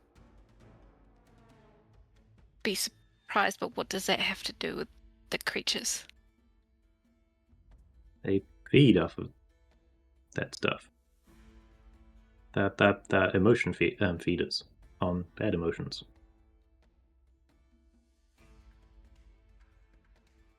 It sort of attracts them, kind of like big humanoid flies.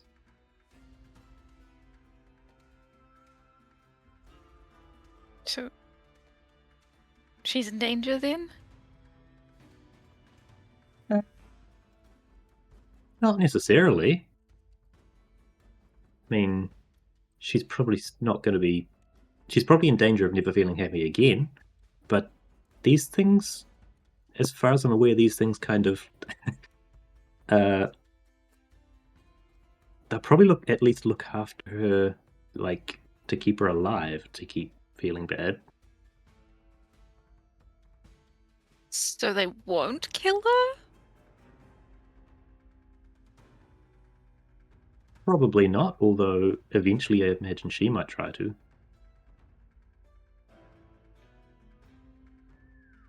I'm sorry, I should probably stop with that implication.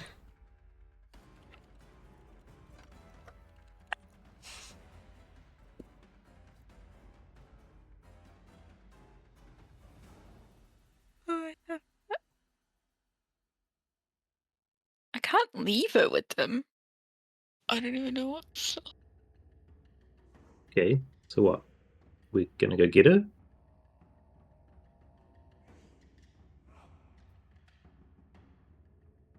I mean, I want to, but I don't know where I'm gone or where they take her or anything like that.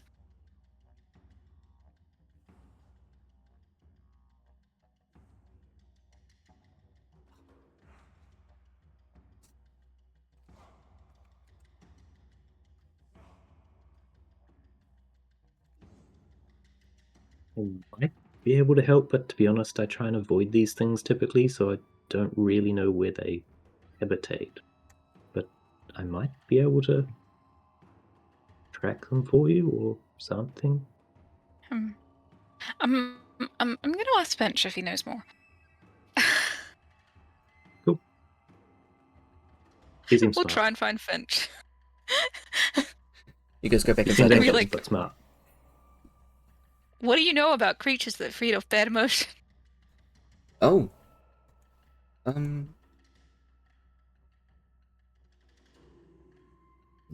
the character sheet.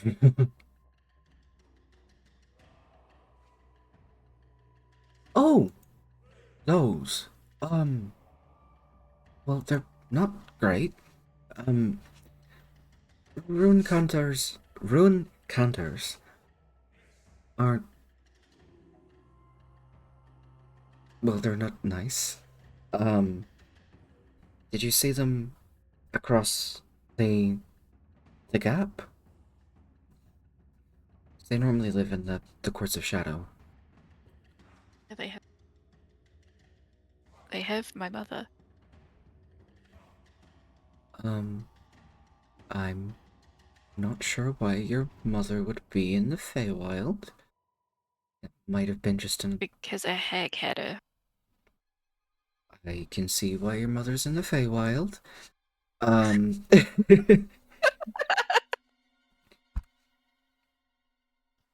A don't... bad one, too. Oh, if she's in... I forgot the name. But I'll repeat it. Yeah, Vispe Gila Elwa. It's Vispegella Elwyn. If I didn't butcher that completely. Okay. Actually written in the last notes, even. I just remember that name because it's been coming up a lot.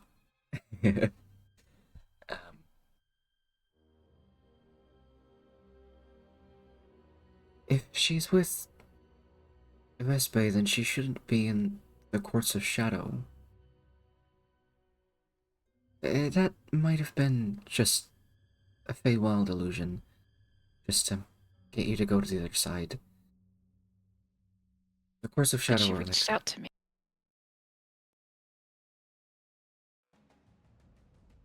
I mean, if you want to go over there to check, I can't stop you. But I will let you know that if they've taken her somewhere, you'd need to find probably the ruined building in the Courts of Shadow. That's where they reside.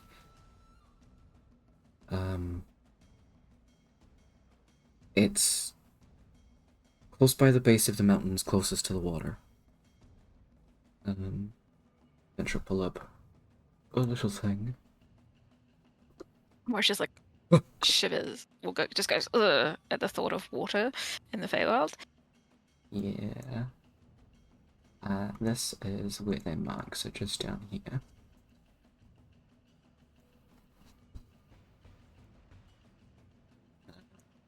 Oh, that's a while on the way. Yeah, it's a bit away.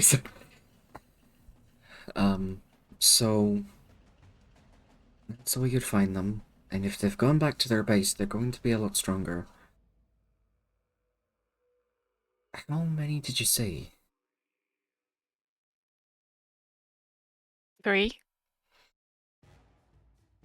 Okay, well, that normally means there aren't more than 3 of them. They don't normally tend to be in very big clusters, and I believe there can only be 3 alive at a time.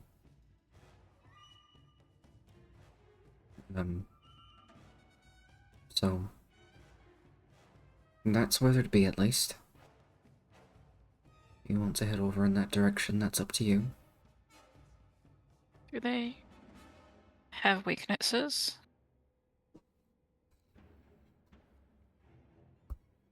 Not particularly. I know that poison and necrotic doesn't do anything against them. They just absorb that stuff. Silvered weapons are the most effective against them. Fey things.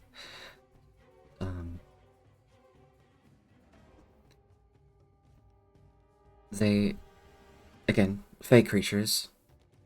They're very charismatic and very dexterous. Their weakest point would be that they aren't incredibly wise. They're very much led on... I mean, they're led through instinct. Basically using their...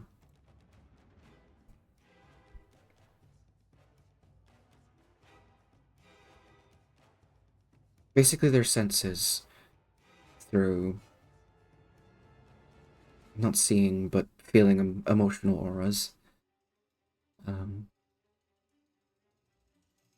You definitely can't charm them. Again, they're fae, and they can't be scared.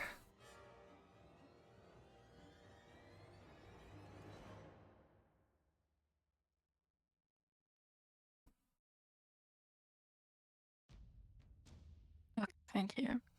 Uh, Is gonna run and find Torvik. I'm just doing a bit of reading before, because Fetch technically rolled a natural 20, so. Oh, nice.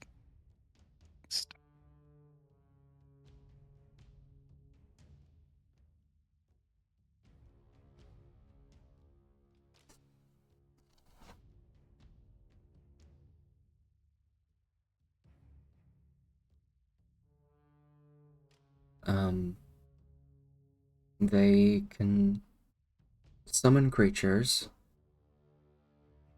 specifically made out of stone, through the ruins themselves. And when you're in their domain, you do effectively get poisoned the entire time you're there. It's very hard to break. So any way that you can try and avoid some through antitoxins or anything like that would definitely be the best for you. And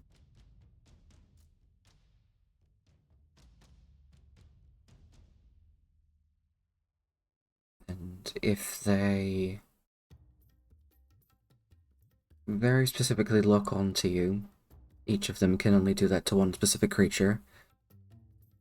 They can curse you in a way that will make things either significantly harder mentally or physically. It's the one or the other, they can't do both. If two of them, well, actually no, two of them can target one person, which is nice.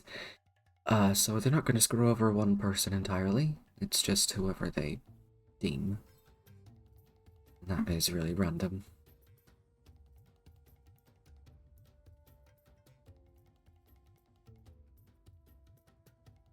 Again, they are casters though, so they're pretty good at avoiding spells as well.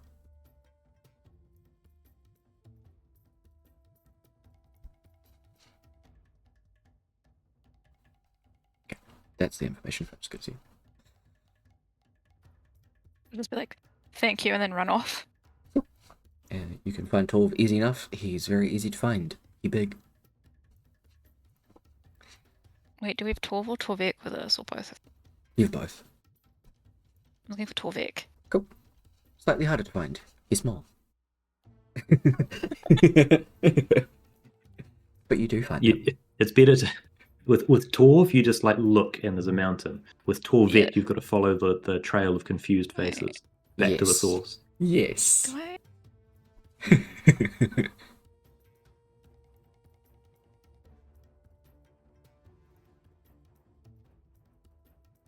Oh, yeah. Oh, that's a really good spell to have. Yeah, I accidentally clicked on it. She'll just like run up to Torvik and be like, I need help. What is the problem, small girl? I love him so much. Some fey creatures have taken my mother. That is terrible. What are they? Ruin counters? Sound awful. We should kill them. Yes, but apparently they're really mean. So am I. And they don't really have weaknesses. And they can curse us.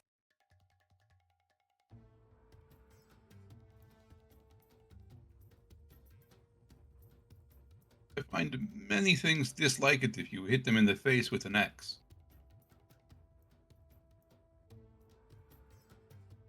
Also, Tyler, did you say sylvan or silver weapons?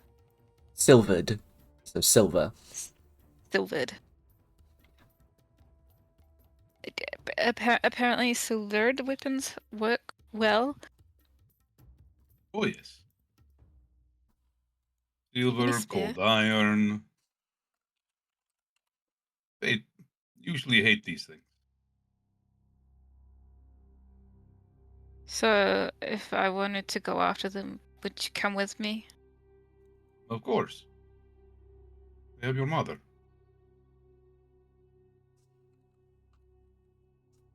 Yeah, I don't really know it, but yeah. You must have opportunity. Vic, what a sweetheart.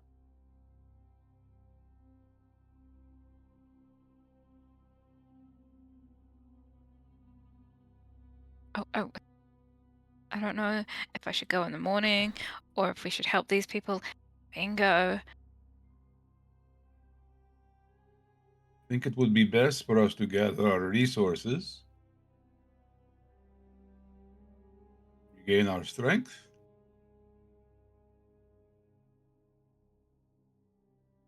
get any silver weapons if we can, and then go hunting. Okay, I'm gonna go find Rock. Okay. Should be no She'll problem. Go... She'll go looking for Rock. Mhm. And when she finds him, instead of like talking out loud, Rock just hears a voice in his head. I'm just like, Rock, they have my mother. What?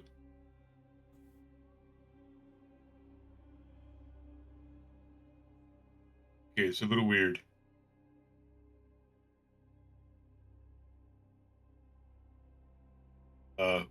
Okay, yeah, no, let's go. Let's go get her. Where? Who? What? Where? What? In the Court of Shadows.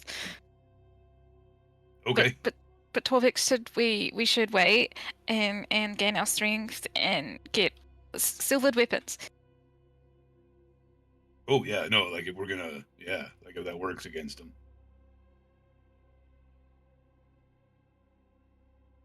I'm just imagining this because this will look really funny.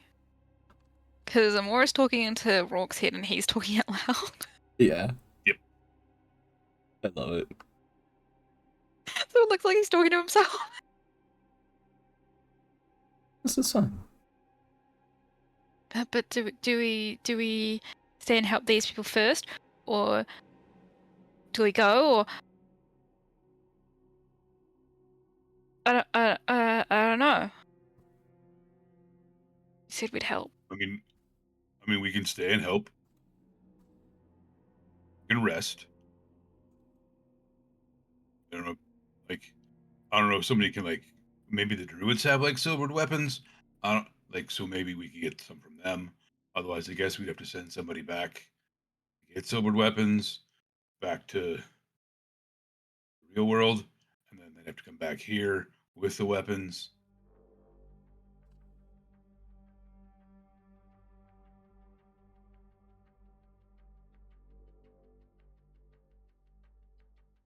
We can check with the druids to see maybe they have silvered weapons. Okay. Let me tell Kaba. If I try to talk telepathically into Kaba's head, does it work? She'll try. She'll be like, Kaba. I was not in the Feywild. Is Kaba not in the Feywild? No, Oh. he was helping rebuild Mirstone. Only Arvid came through with my characters. If you're talking to Kaba, you get Kaba that is in jar Kaba. Kaba that is currently asleep Kaba. Yeah. So you wouldn't get a response. No one is still told Amora that Kaba is in a jar. Yeah. Or it could be I like, also You forgot see- oh, Kaba was to not here. Kaba. oh, Steam to Kaba. Why is he sleeping on the jar? Right? Amora's just gonna be like, okay, I'm gonna go find someone to ask. And we'll Would just be run around the druid sick looking for someone to ask about silvered weapons. I think Roll grabs you first. So, well, I mean, Cobb is not here, but like, he's also like not around.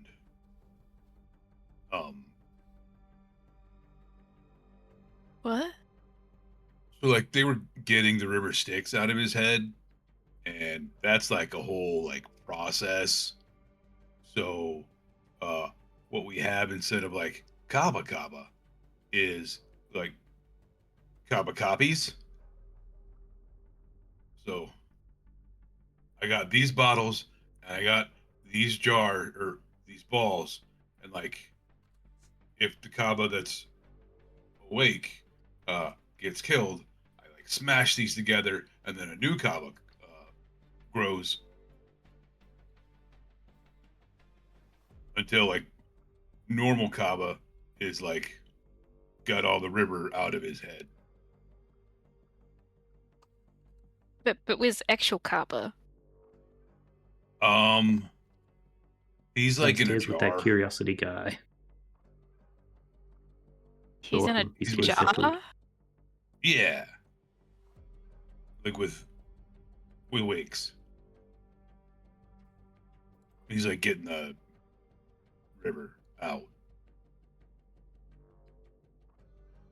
But if Kappa's not here and he's back on the material plane, what happens if that Kappa dies and you're not around to make another Kappa? Yeah, that's bad.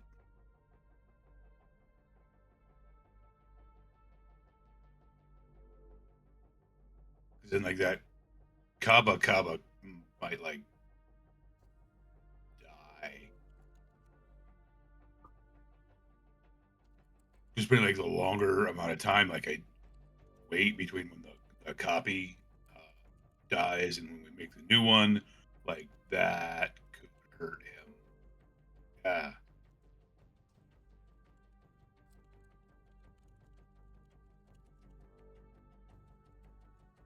Well,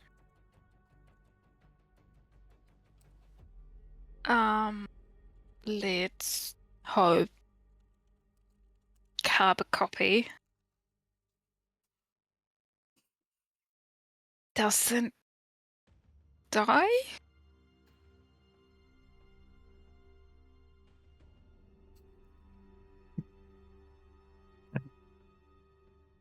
Just like stubs his hand while like hammering stuff in one day. Just takes that extra point of damage, gone. Yeah, it explodes into like a million little like items of like blocks and stuff. Sorry, for the amount of time Kaba was being said, that's all I could think of. In my notes I've written, yeah, exactly that. Kaba, copy million. I love it. You come and go. You come and go.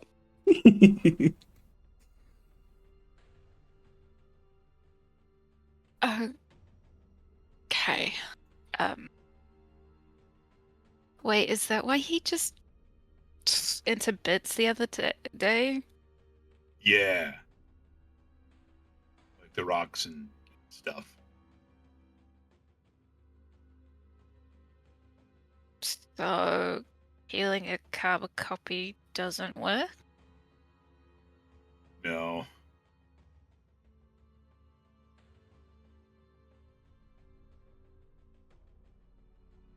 Well, I guess I won't need any healing spells on him. Yeah, I mean that's kind of a bonus.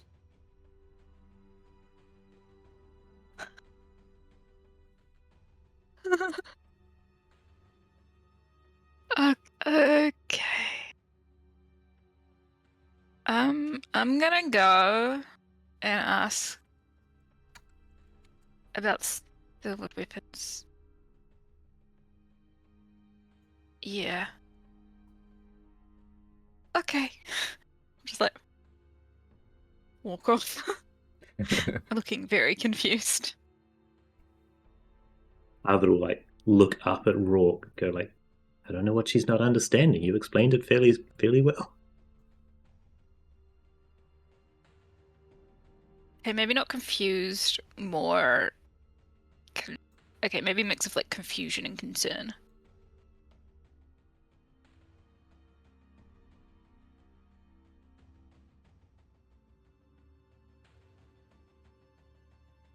We can't put you without Grandpa.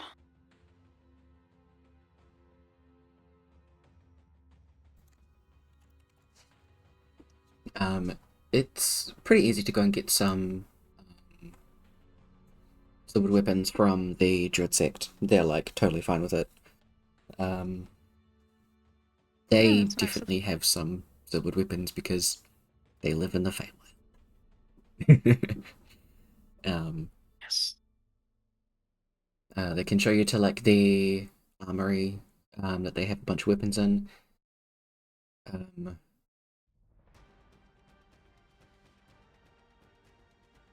They do say that they have someone that can send you through one of the like the Tree of Life into close by the mountains, but you'd have to make your way back here by yourselves. And they are not, with everything going on, they're not entirely willing to send other people with you, and they do apologize for that. I'm more just like, that's okay, I wouldn't expect you to. If she needs any healing aid or anything like that you guys don't have at your disposal, then if you can, like when you bring her back here, they can definitely help at that point. Curses and things like that, they have druids that can remove that. They know you guys have clerics, but they're like still offering what they can because they feel bad for being like, oh no, we're not helping, we'll just send you there, but sure. You can tell this guy's kind of like stuttering through, oh, but we can... that kind of thing. We should be okay. Okay. Thank you, though. Best of luck and safety. They say best in luck in. Best of luck and safety. Oh, and safety. Yeah. I was like, best in luck? Okay. Yeah. Congratulations, you're best in luck. Woo! Yeah. Wait, do I have lucky? Or was that a different character? No, that's Amora. She has a lucky thing. It's an item. A lucky lapis. Yeah. Oh, I still haven't used the goddamn magic broom. Oh yeah, true. That might be useful. Yeah. So you guys can decide what you want to do and who you're bringing with you and all that kind of stuff. As we will take our break.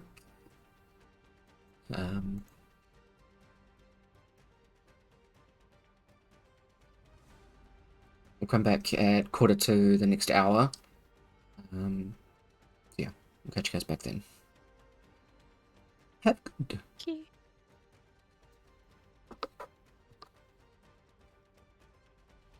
Alright.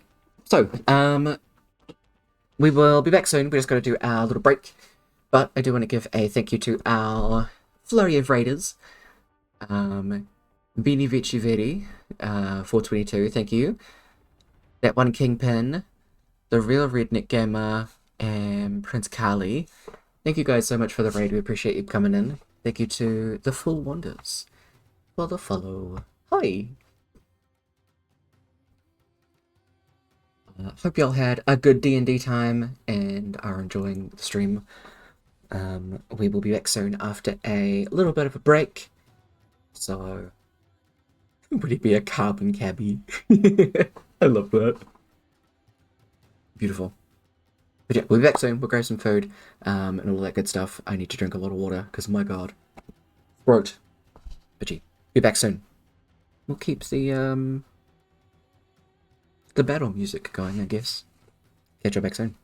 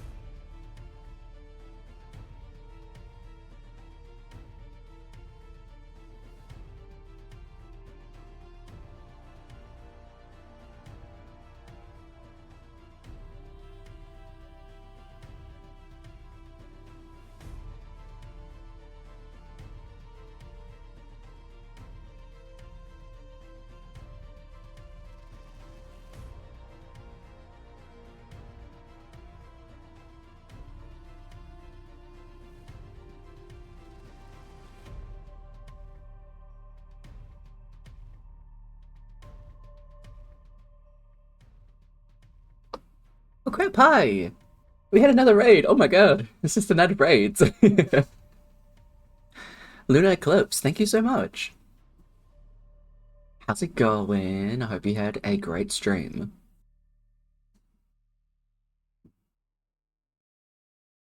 Hey Gumstitch! How's it going? It's 1 a.m. Okay, Luna, please get some sleep. Do your winding down from streaming all those good things. I hope you have a fantastic fucking sleep. And thank you so much for the raid. I appreciate it. Ooh, Outer Wilds. Nice. I have not played any of those games, but I've heard of Outer Wilds. So, yeah. Gonna eat and get ready for bed. Get ready for bed, but I'm gonna stick around for a while to watch the D&D. Thank you. I appreciate it. Have good food. Have good one down. We are gonna jump back with everybody. Lights. Thank you.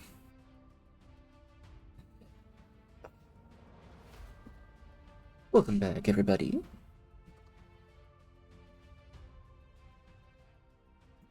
I don't know why that made me jump. Like, I saw you were there, Mm-hmm. but then I heard your voice and I was like, huh? I'm in your house. Hello. My house. I don't know where. I'm just somewhere. Not my room. Maybe you're upstairs with the many other men. Thank you. Josh is hosting a Okay. bachelor's party at the house. Oh, okay. So there's Right, I thought you were just stashing men upstairs. No, I went up to get a drink. He had told me that there were going to be like guys here.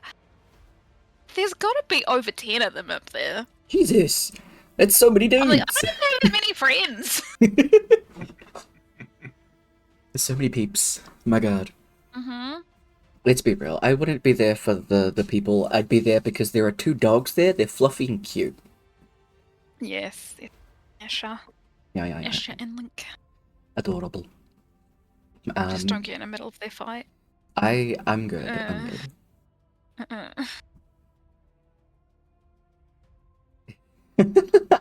What did you say? Oh, with some creativity. Basement's a cliche. Correct. Chuck them in the lounge, in the living room. You'll stash them somewhere else. So, you guys, well, Amora had just done some running around trying to get some silvered weapons for everybody, as she saw her mother being dragged away by something that has been called the Ruin Counter. We've got a location for them. You guys now know where to go. And you gather up the people. We're not going right away, right? We're going in the morning. Was that just... I'm not sure. I know some high level spells were used from casters, like you. So that might be useful. Yes, because I wanted to change some. Cool. Okay. As well. So are you going to take all of your party peeps?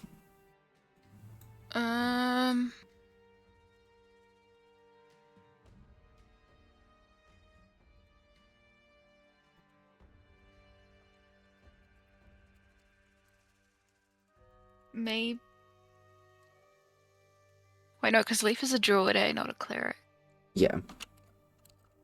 But Lychee's with us? Yep. And Lychee's a...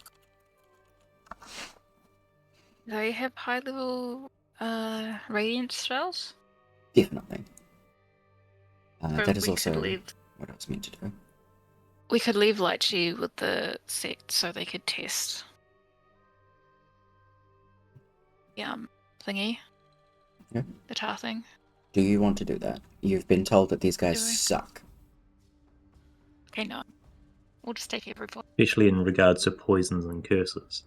Yeah, I was trying to find my spell that helped against poison.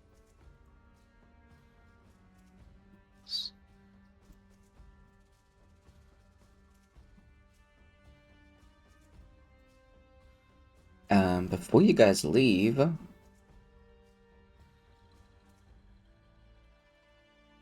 you can set up a hero's feast in the morning. Is that the one I'm thinking about? You are Yes, immune that's to the one being I was poisoned, thinking friend. about. Yeah, and you get extra That was the one. hit points. So, up to 12 creatures, that definitely covers all of you guys, so that's not a problem. It just means that Lychee will be down a 6th level, but she's got 7th and 8th, so... Dawn. Oh, that's okay. So...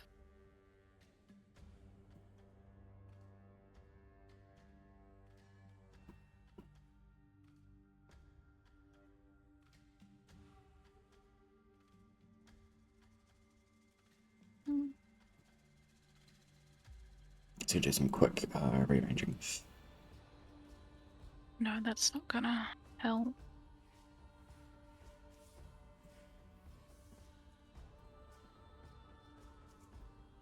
Ugh.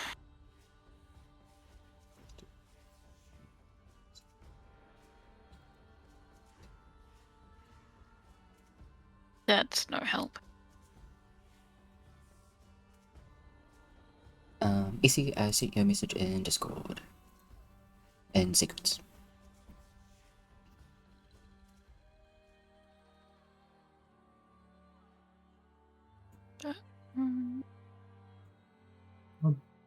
What's this one?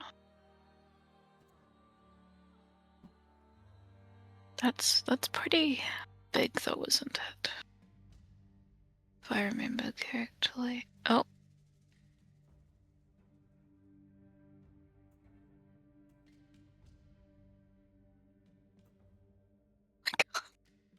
Yes, massive. Wow, that is a lot of space. That is, yeah. 30-foot radius. Yeah, 40 insane. feet high. That's insane. Yeah. That's an insane spell. But the thing is, you can't, like, not.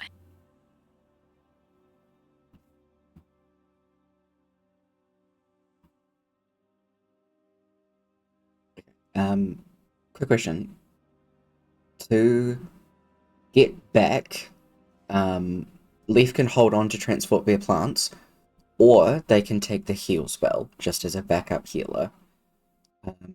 Obviously, you guys can rest once the creatures have been defeated there, but it'll have to be 8 hours. Which would be more useful? Leaf would be asking you guys this. I mean, Arvid's a bard and can do like Song of Rest for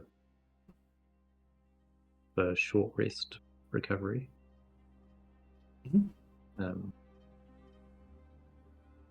She has minor healing spells as well. It's just as backup for things. But would it be better for healing in the moment for combat, or once combat is over, the quickest way to get out of the Court of Shadow? I think it'd be better to leave quicker. Because if we stay, there's a really high chance someone else can find us. Very much so. And I'd rather not. Mm-hmm. Yep. I will keep that spell slot for Leaf.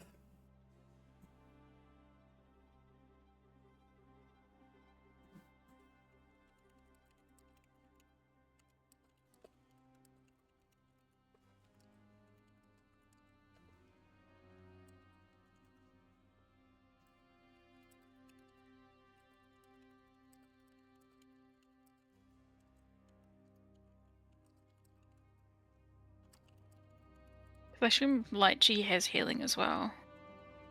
Oh, absolutely. Yeah. I took Mass Cure Wounds, and we've also got Mass Healing, Life Transference, the other spells, and Heal. Who do we have with us? Lychee, Leaf.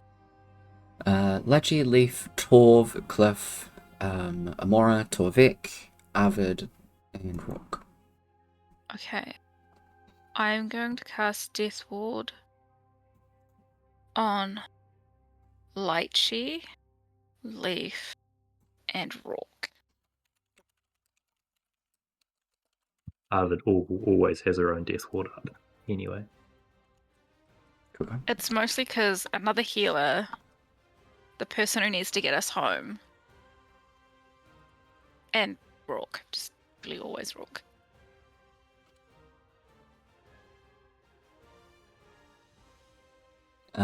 Lychee's going to cast Death Ward on Amora and Torvik. Okay.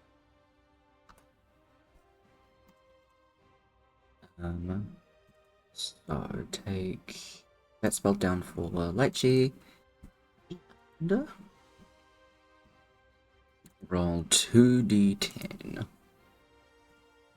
Right. Everybody gets another 9 hit points.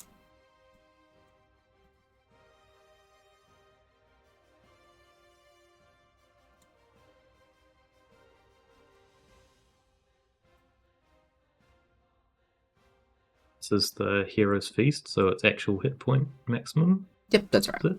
Mm-hmm.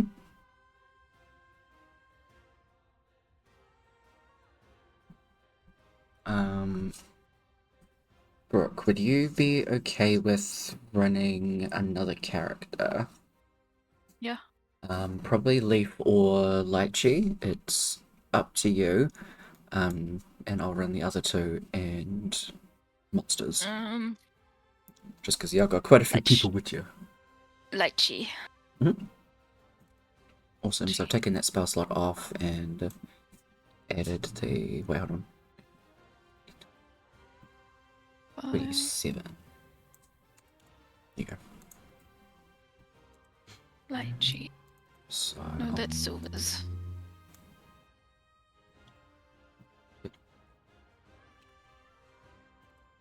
And Torv.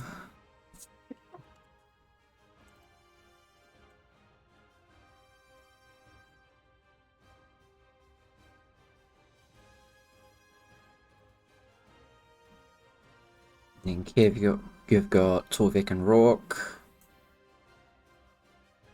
Sick. Immune to poison. Frightened. Advantage, wisdom.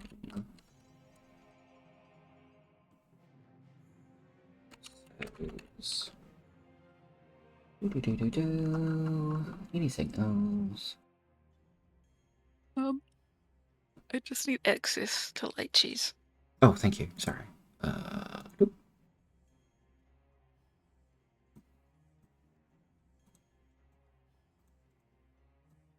There you go.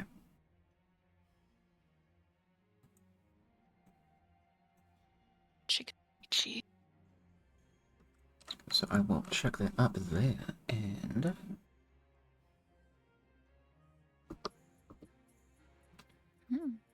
so rest is had. I've already gone through and switched out Lychee's spells and stuff like that, so hopefully those ones are okay.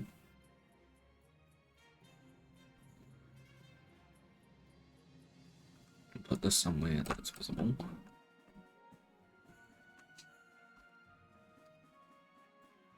Go there. A long rest is had. Any of the spell slots and things like that, people get back.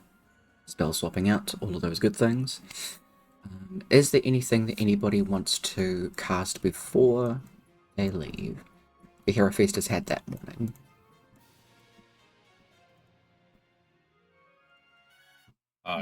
Torvik will cast Find Greater Steed. Yeah. He will summon a griffin. I don't know. Hey, what, sorry? A griffin. Ah, hell yeah. Ooh. I wonder if I have anything like that. Probably not.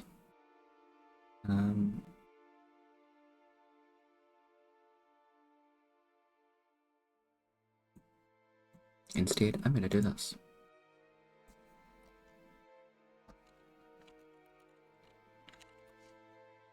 Is it Griff in or Griff on? Oh, and Okay, thank you. Griffin. Griffon. Griffin. I don't know, it just threw me off. Okay. Take everybody up there. Finn. Alright. Anything else for anybody?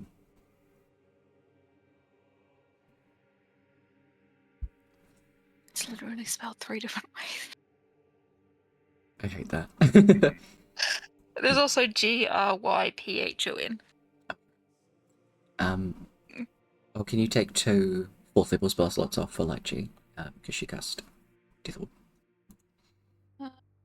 4th or 5th, I forget. 4th. Wait, she did how many? 2? 2. It's 2. She did 1. In that case, you drag you guys to where you get brought out.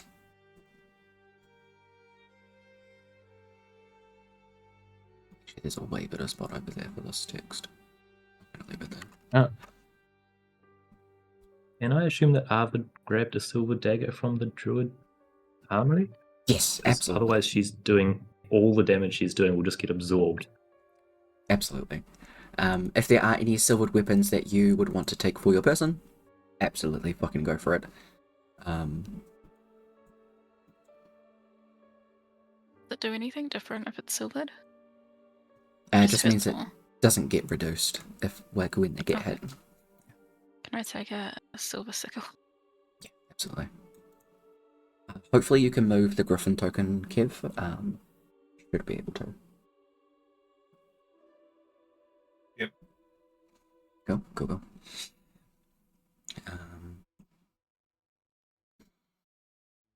In that case, you come through the big tree.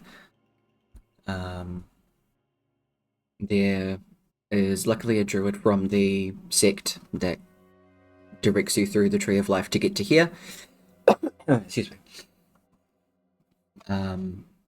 And from there you get your 6 seconds to dash through and wander over to the massive ruin you can see in the Court of Shadow. Closes up as the sect vanishes behind you. You can hear inside the sounds of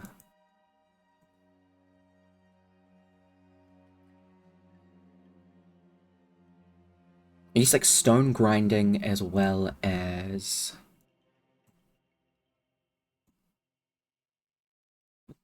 what was what?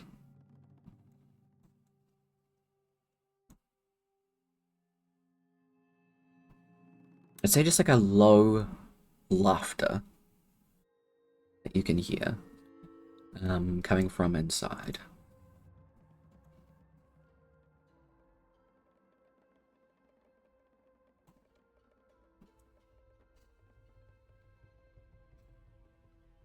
The gateway is open that you can see. Let's do that. Can I cast Pass Without Trace so we can try and sneak in?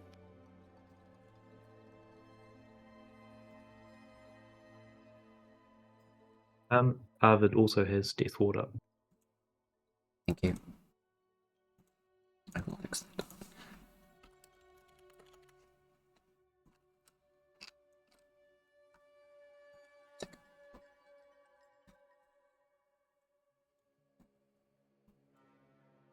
So you are all stealthed.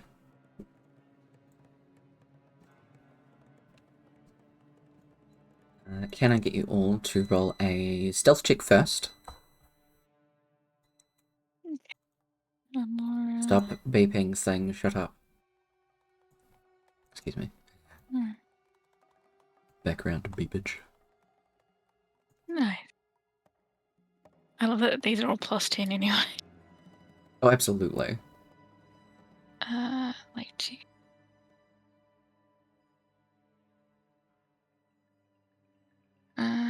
stealth. Holy shoot, did I roll bad for both Harvard and Cliff? Thank goodness for their own bonus. Brooke. So right, Torbeck will drown out the sound of anyone else. Yeah, good point. Are there any rerolls that anybody wants to do? Just think I'll check. I mean, might as well. Plus 10.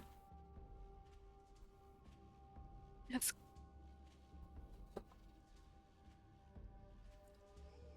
Okay.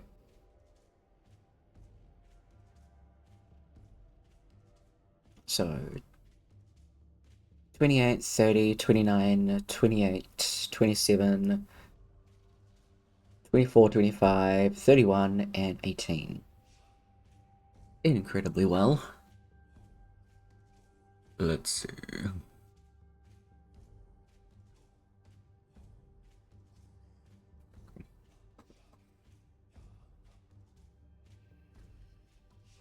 I will get you guys to roll for initiative. You do get a surprise round.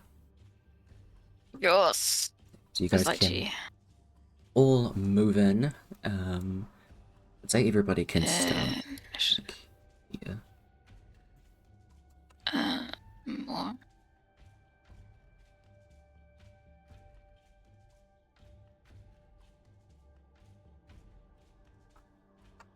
Wait, where were we?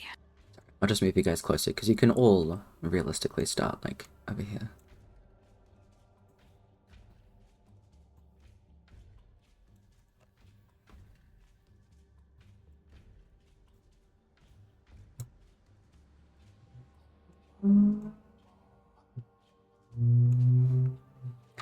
I mean, that's... I also have to add...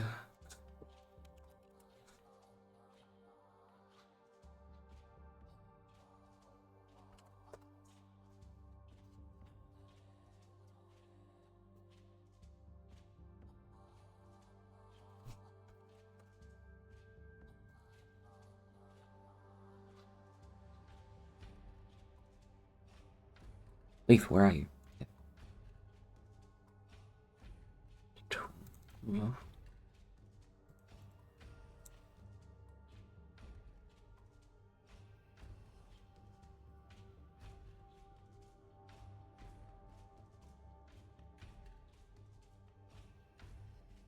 What is Rourke's dexterity?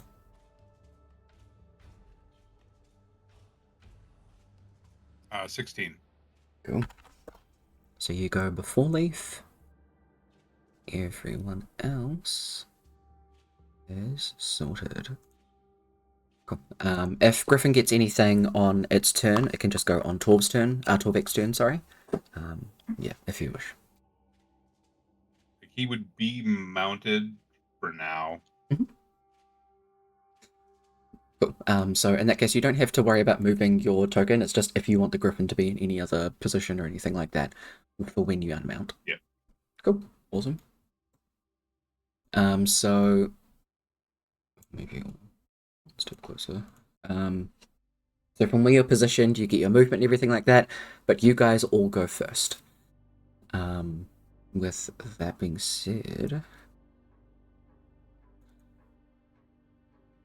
Mr. Torv is 55 feet. That's a lot of feet.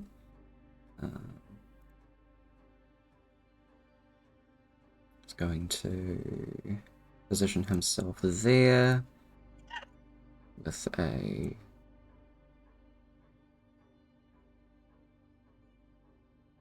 Oops. With a dash action as a bonus for a key point. And his action to do his punch and flurry of... No, he can't do flurry blows, just two.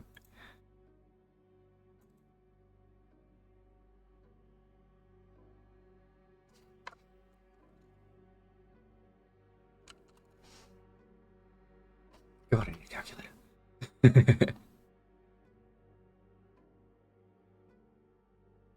I'll say the layer stuff doesn't take effect until the next round.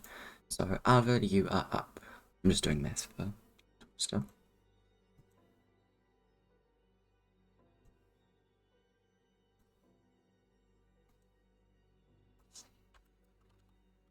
Yes. Feel where is distant.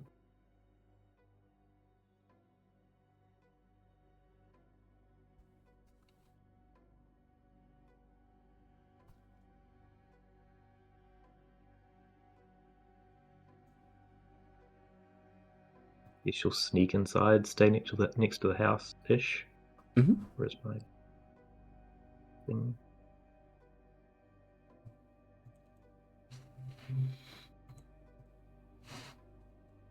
Use insightful fighting. So her insight check against one of their charisma or deception checks, which will allow her to use sneak attack if it works. Sneak attack even if she doesn't have advantage, so isn't hidden or anything. Okay. It's deception, yeah? Yes. Cool. 23. Damn, This is still 27. enough. Good shit. Does she do anything else for an actual action?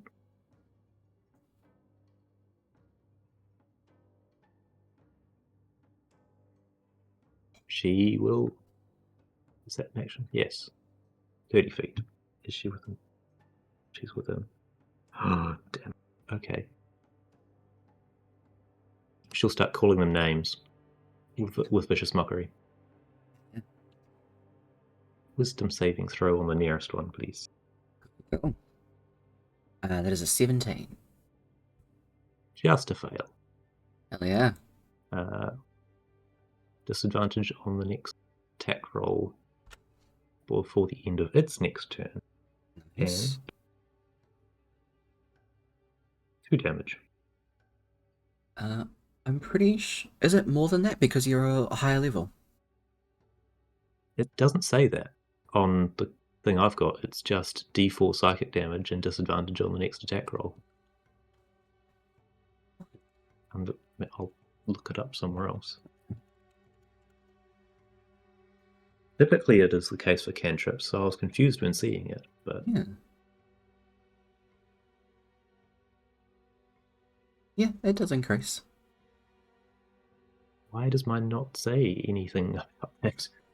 It's so weird. Whereas it increases to what? I'm still... What level are you? You're level 12?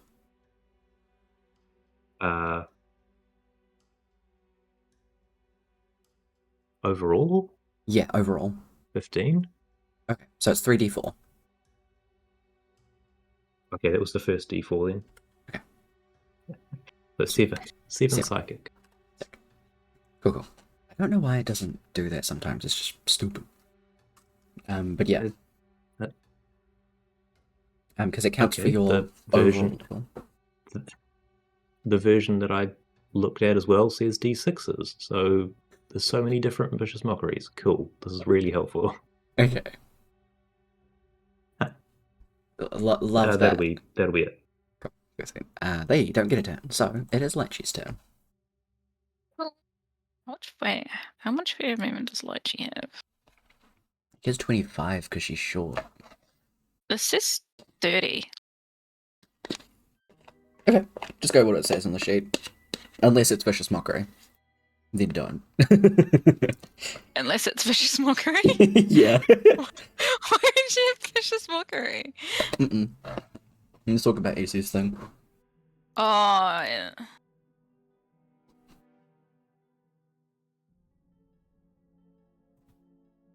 Just more like poo encounter. Dumb. I love it. I don't know if this is gonna work. Because I know they're casters, but I'm hoping they roll really badly.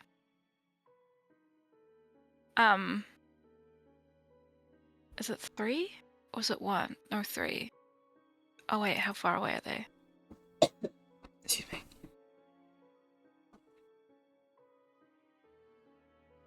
Okay, no, we won't do that one because 2 of them aren't within range. Yeah. Let me change that. I'm just gonna do a guiding against this one. I'll give them little things next to them. Blue one. Yeah.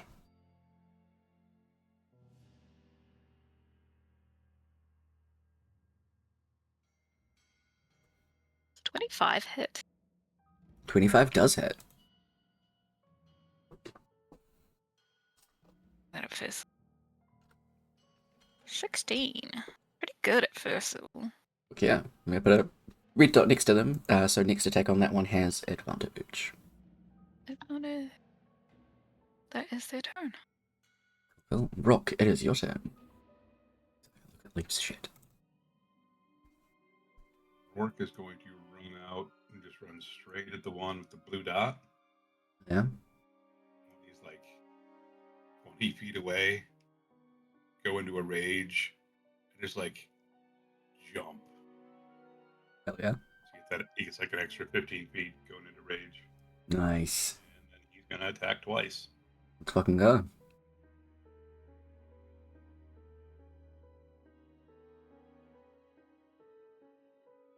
Are you gonna keep those rolls?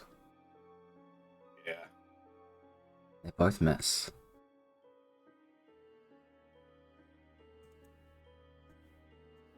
You are in position. That one got hit with a guiding bolt, though. Correct. So that'll be your first roll. So we'll count that as 1. So you roll your other roll. Do you want to keep that roll? Yeah. 18 does hit. That is their AC.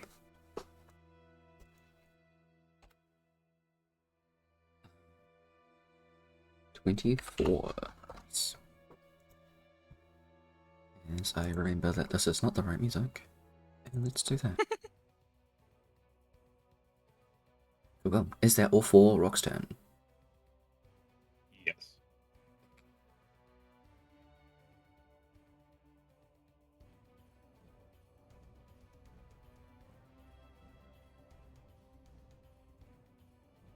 You just need to turn on Linger.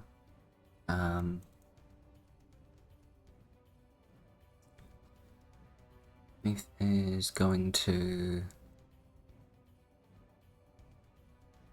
dash, get into that position.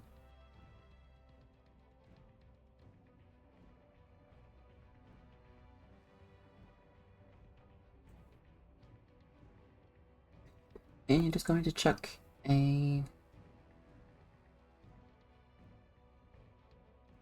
Let's see, what can I do? Yeah, it's going to bonus action chuck a healing spirit onto Leola. Just so that even if she does get a bonk, she will be protected. I'm going to make this little healing spirit. Going to make it smaller. It's just going to hang out with her. So that she is protected and healed if anything happens. And I keep closing Leaf's character sheet, which is not helpful.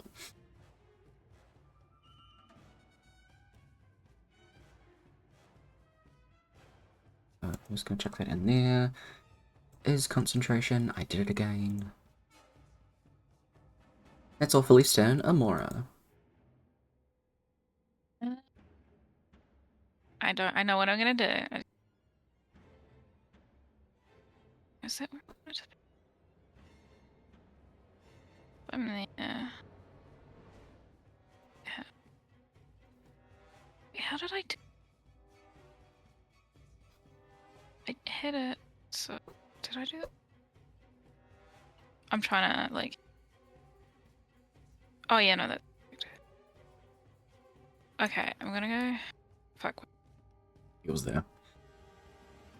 Yeah. Mhm. I'm pretty sure. Yeah. And then I'm gonna cast Sunbeam. Mhm. which should hopefully not hit Rock. Okay. And I need it's a concentration spell, but I need a con saving, please. I'll just chuck it up. See what I'm doing. Oh, that's not itchy. It's okay. On your measurement tool, you can set it to linger, so it'll stay there even when you click away, and then you just have to delete it after. Yeah, because I can move it every time. Oh, sorry, guys. Oh, I forgot they have that thing. Fucking goddamn it. Okay. Well, that's a natural 20 for a 31. But okay, well, it still takes half, Cool. which is why I like. Hell yeah. It should be here somewhere. When you have too many spells.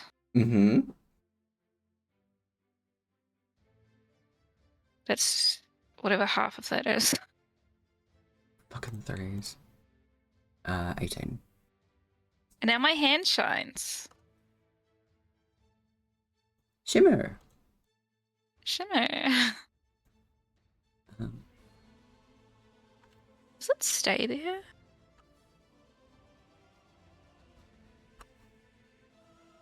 Does it take damage each time, or? It looks like you create a new line as your action on any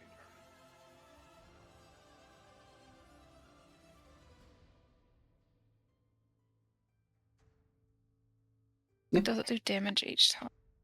If you don't move the line.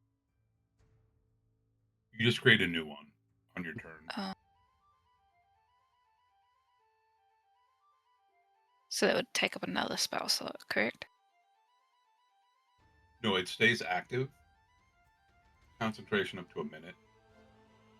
Oh, Just on your turn, you just shoot another beam. Yeah. Oh, okay, so I don't have to cast it again. Nope.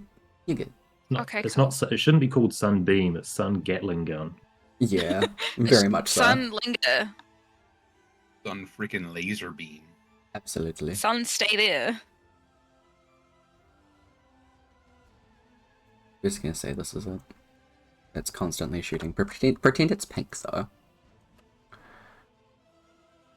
Too bad we can't like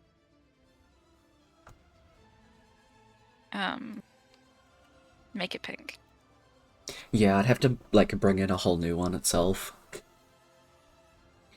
Unfortunate, but it's okay.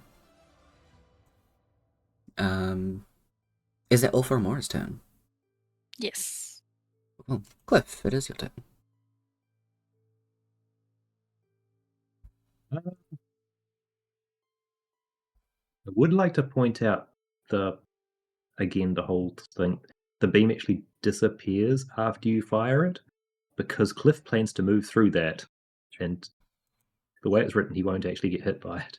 Oh no, he won't. Shoot another one on your next turn. Yeah. I'm just leaving it there so I remember who it's pointed at. I'm not going to make him roll or anything or take damage. He's gonna use his Step of the Wind. Awesome. Get there. And then punch that thing twice. By the way.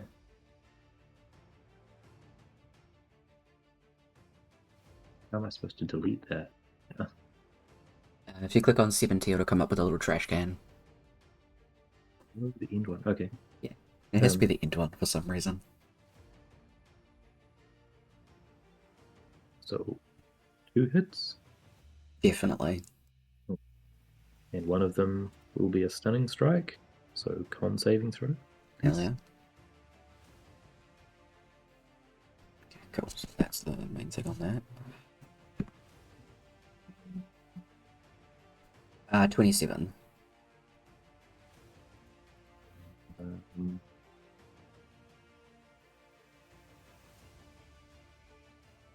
Saving throw is 8 plus wisdom.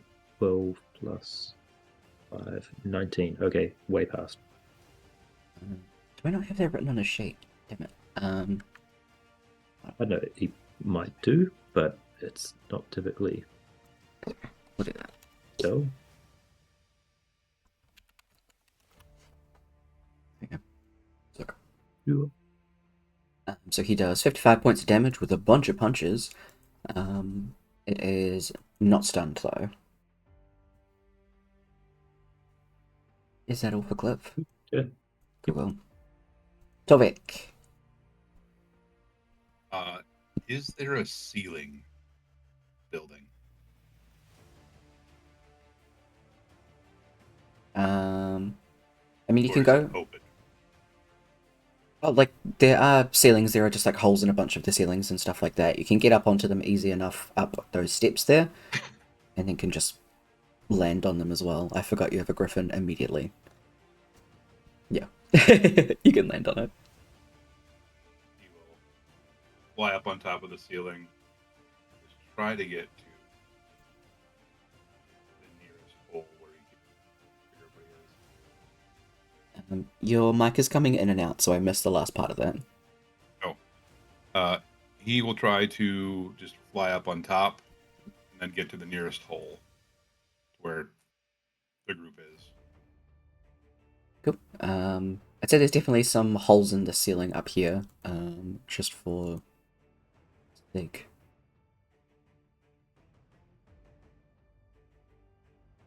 This was sure a few random fucking holes in the ceilings. Because this is a ruin. I just couldn't find a map that looked like it was fucked.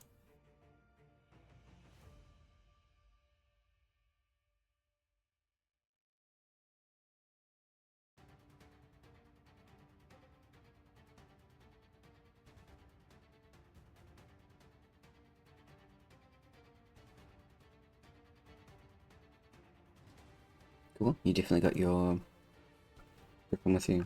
He's just chilling behind you.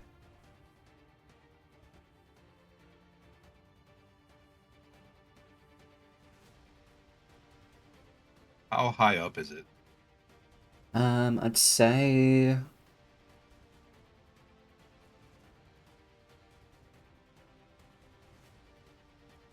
30 feet off the ground. Okay.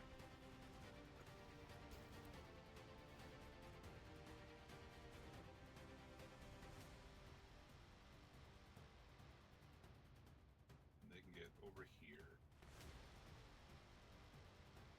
Awesome.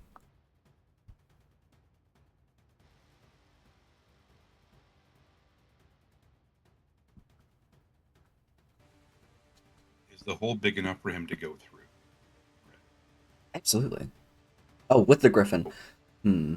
Yeah.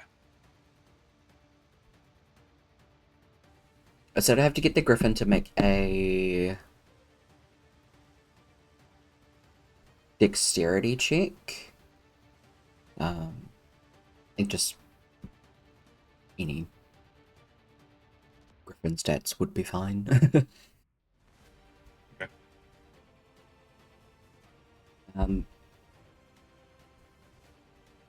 Because it's like an actual griffin, right? It's not a spectral thing. Yeah. Okay. Right.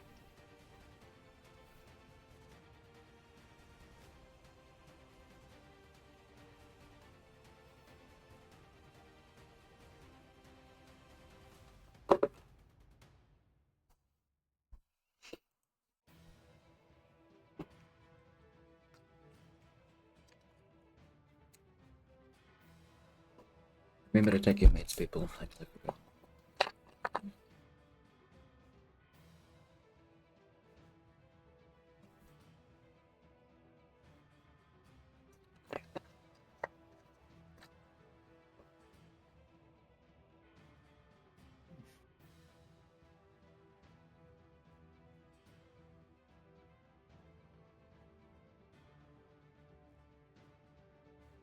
Because am I just misremembering? Or griffins are actually large creatures. Yes. Yeah, so.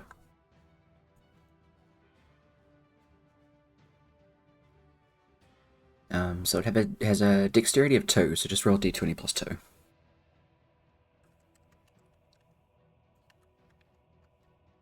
You got a 6.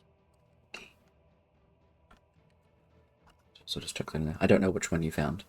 So Just the legacy beyond 20. Yeah, easy as. D&D beyond. Cool. It like kind of paws at the hole, ducks its head in, and then like ducks its head out, and then just shakes its head at you. Like, this ain't gonna work, boss. Okay.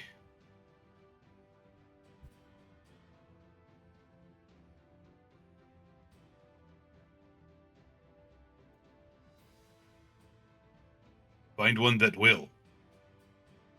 And he will jump through the hole. Okay. You're inside the building.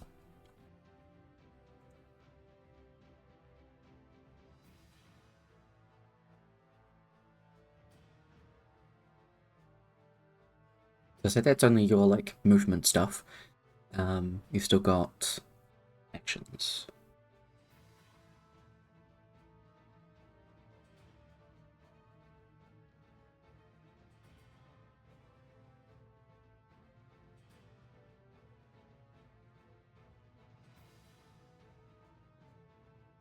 Warbeck will move 20 feet. And he is going to cast Crusader's Mantle.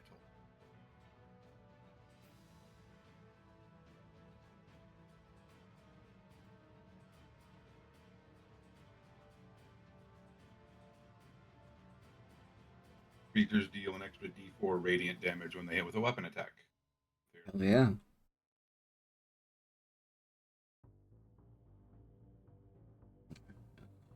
It is.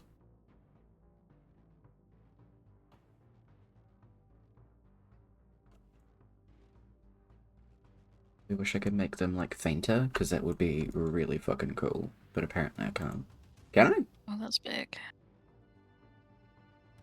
Yeah, I don't know. Neither. Okay. I'm sorry. The only thing I need to know is it's everyone in there. Easy as. It centers on him, so. Yeah. Cool. Easy as.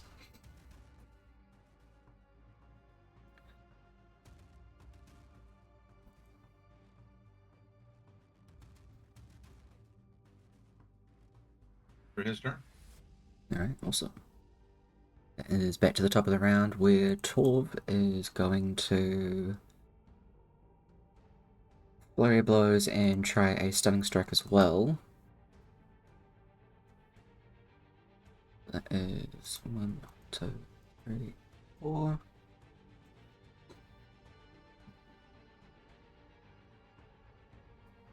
Extra d4, so I'll just roll.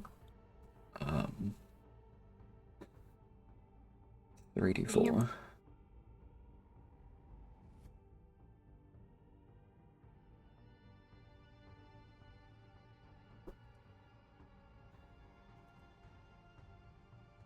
Three of those.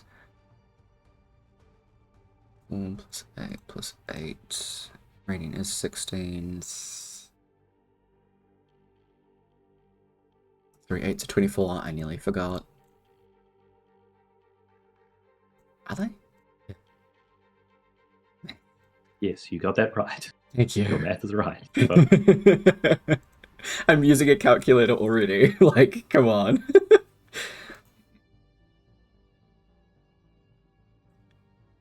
And then a con check. That will be enough to succeed. However, this thing takes 106 points of damage. Woo! It is still standing, though. Cheapest. Yeah. It does succeed on his check. And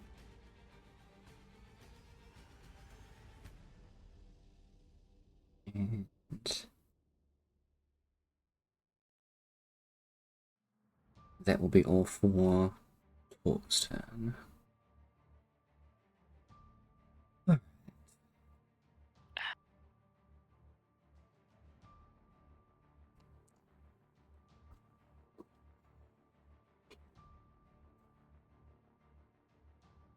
The earth starts to rumble.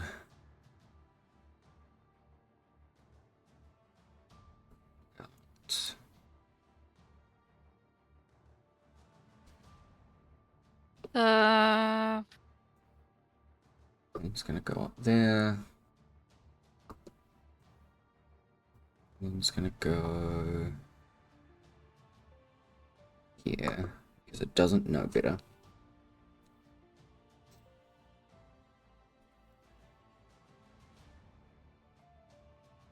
So we're gonna go 2 attacks against Torv. There's a 2 and a 1, so it doesn't hit, and in fact, because one of them's a 1, the one next to Rourke gets hit for fucking 6 points of damage. The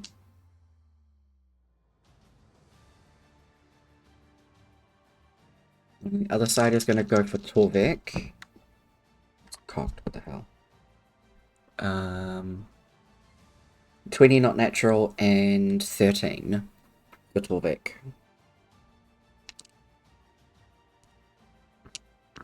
Neither hit. Easy as. And the one on the roof is going to go after the griffin. 14 and a 9. 14 hits. Just going to quickly add the HP, so that'll be easier. Ah, not 559. It's good, but not that good. That is 8 points of damage to the griffin. I'm now realizing how much this is actually going to be, because that was one of them doing that. I don't want to do that many. Okay, I'll do that many instead. Just as a heads up, it like summons 1d6 amount of gargoyles. I don't want to put 6 gargoyles on the map.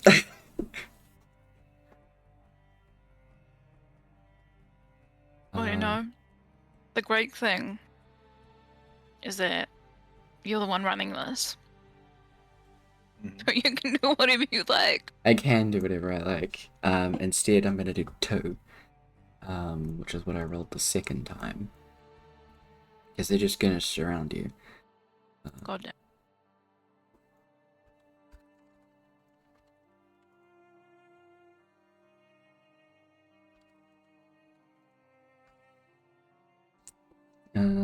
Another 2 against Torv. 17 will hit. Natural 20 will hit. 12, 13, 14, 15.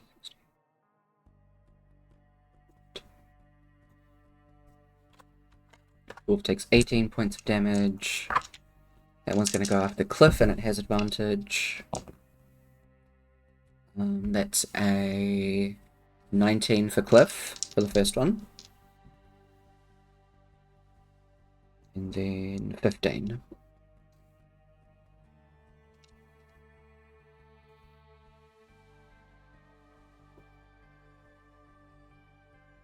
Don't think either of those hit Cliff.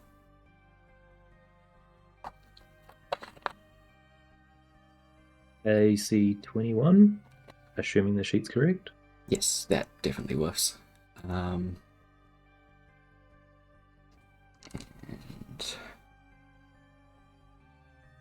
go down there.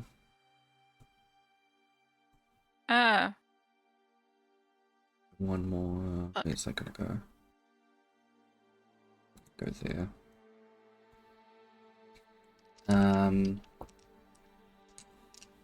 That one's gonna go against Leaf. Pretty sure both of those miss. Oh, one of them hits. For 3 points of damage. Leaf has to make a con check.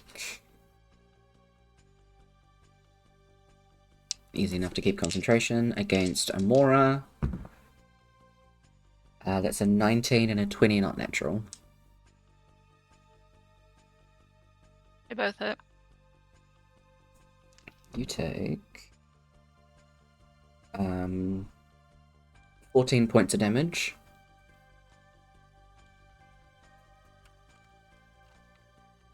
Mm-hmm. And I'm gonna need 2 con checks because you got hit twice. I think I've advantage on. Yes, you do. You have a feat thing. Wait, what was it? Con? It's a con check, not a con save. I clicked the wrong one. It's a con check? Mhm. Or a con save? Con check. You just gotta roll above a 10. You're good. That one's gonna go after Lychee. Oh. That's a 16 and a 17. Both hit. Okay. That is 8 points of damage. That is all covered. It's your turn.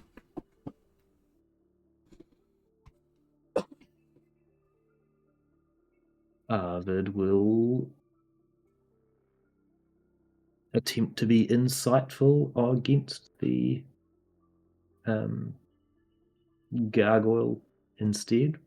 So, again, her insight versus its deception. This is gonna go so well. So hilariously. Absolutely. Also, I realized that she should have been making stealth checks the whole time with advantage. Oh, damn. Okay. That's alright. So it rolled a 6 minus 2, which is a 4, and I believe 30 surpasses that. Does that go near? I don't think it touches 30.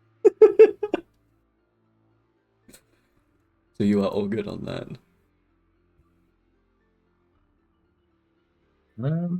Oh, I had to look something up.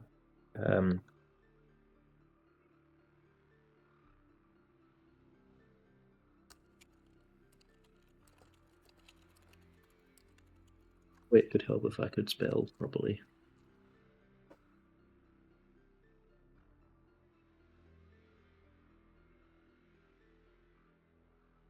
Bonus action. Okay, never mind that then.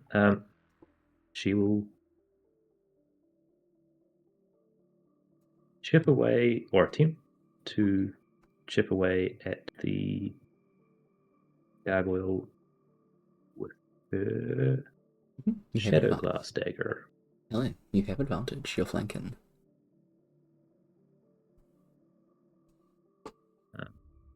Cool. No double attacks with this character. Cool. Does have 18. Definitely.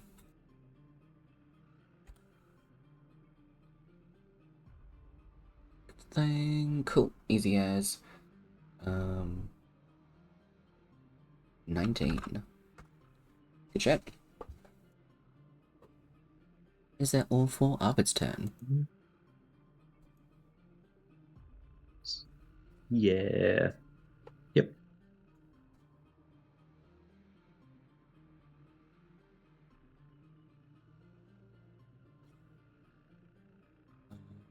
We're gonna go like this. So we're gonna go like that. The one in front of Torv is going to use Infirmity of Body. He needs to make a con save. He does not succeed. He has disadvantage on weapon attacks and strength, dexterity, and con saving throws and ability checks. He is cursed like this. It's then going to swing at him. That is a 30, which will hit.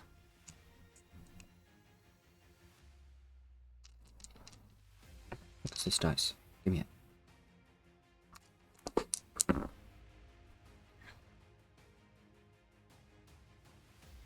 As he takes 11 points of damage.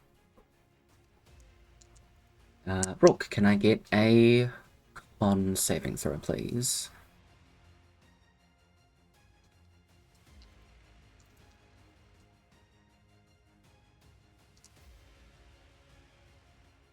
Are you going to keep that roll?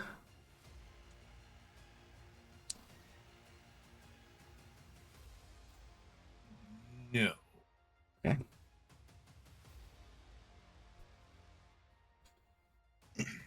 This. You start to feel like a binding tightness around your biceps and your arms. As it starts to tighten, you pretty much just like flex and you feel it tear and rip away. It's almost as if someone was wrapping leather around your arm and it was constricting around tighter and tighter. You just break through that. You're okay. And it's going to make an attack against you. That is a 28. That'll hit. Okay.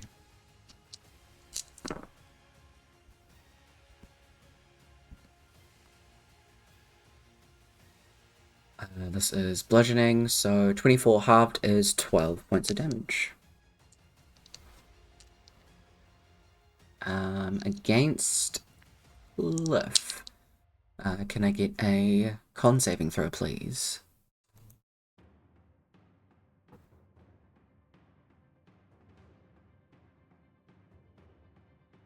You're going to keep it 12.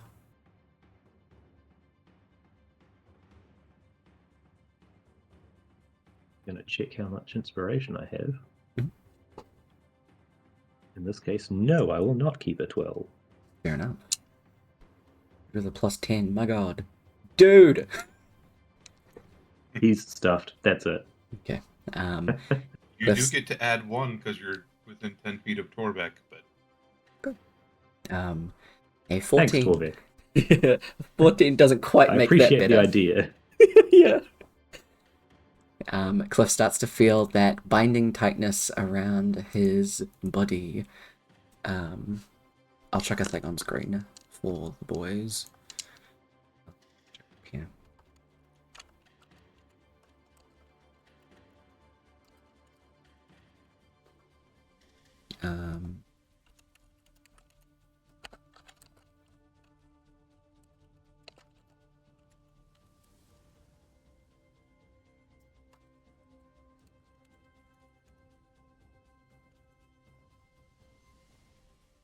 Let's check that down.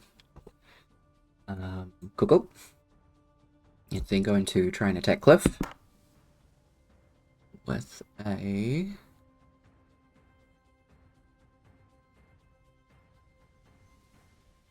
This is not that difficult. 17. My god. And finally, thank god, that is their turn. Lychee. Anyone but me talk, please. Lychee is going to is it on a circle? Is going to cast Insect Plague on this spot. I'm pretty sure it's 20-foot radius. Yep. So I need a con saving throw from both of the creatures.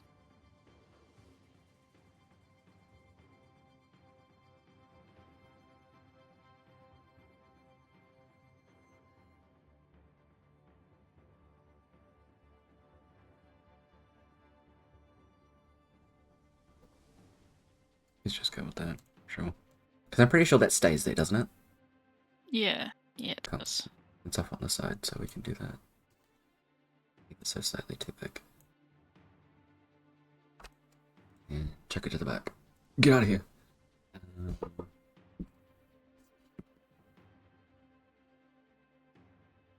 Con is a 29 for the creature. Gargoyle gets 20, not natural. So they both pass, Rude. but they take half. Cool. Half. Was it in here? What am I looking for? Insect Plague. At level 5. It's 31. But halved. So 15. But if it ends its turn there, it has to make another save. Okay, cool.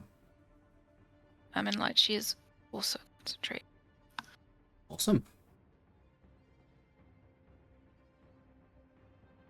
Is that all for Lychee's turn? Yep. Rock, you're up.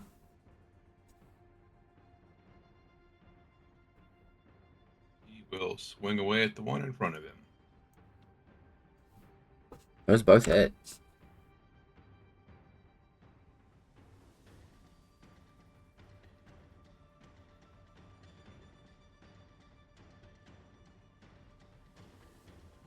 That is not what that is. I put in an extra number, and apparently you do 360 points of damage. Not quite. Yes, no, that feels accurate. No, that's it. That's right. That's the correct amount. Alright, you do also get that. Instead, it is 55. But still, nice try. Calculator was totally on your side, by the way.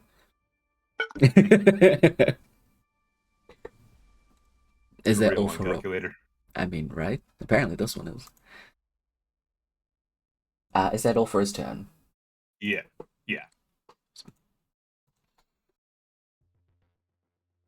Leap is concentrating on something. What is it? Oh yeah.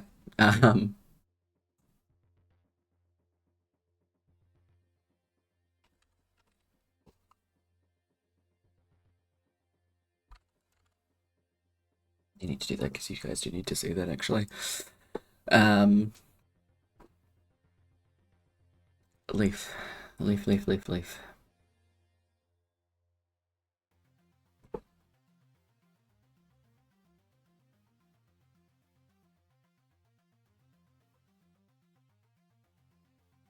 is from there. Leaf is a what level druid?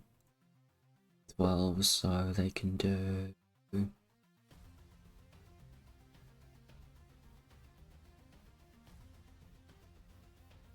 my god, that doesn't tell me anything. Thank god I have a table here. Yay!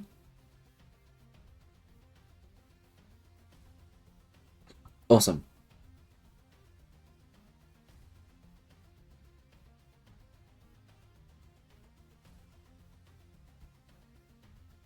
We're doing that. Leaf turns into a giant eagle. This guy. Flies around. Is going to take 1, 2, 3 points of 3 attacks of opportunity to swoop in and grab Leola and fucking leave. So AC is that now. Gargoyle attacks. It'll be a slash. 9 misses. That was so close to being a natural 20, thank god. Because 13 misses. That is a natural 20 though. You just had to say. I just had to, apparently. That is... Had to. That was muted. Can Arvid take a reaction to cast Silvery Barbs on the gargoyle, doing damage to him? Absolutely. That makes me re-roll it. Yes. Cool. There's a 17. Sorry, you were going to say something. The second part of that will be giving advantage on any of those things to Amora. Cool.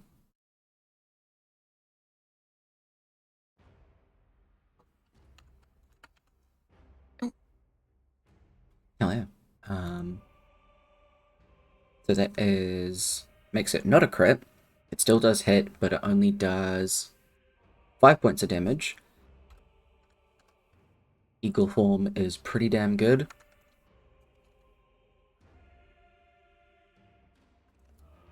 So these two just fucking leave, and because she is not choosing to leave, means that they don't get attacks of opportunity on her. Leaf lands over here. Let me double check some shit actually.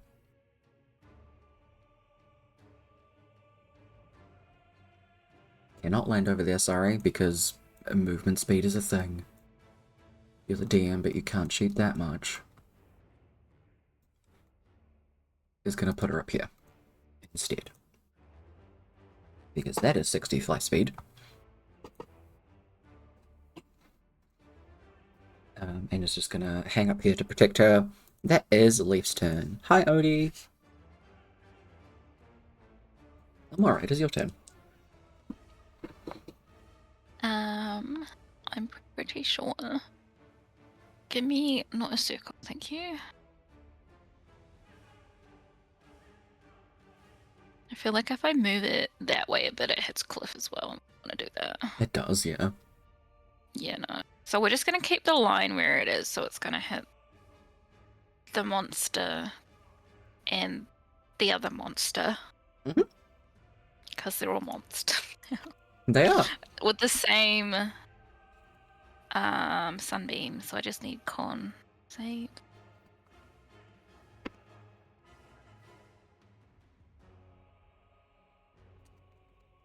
Uh, 21 and 7 for the gargoyle.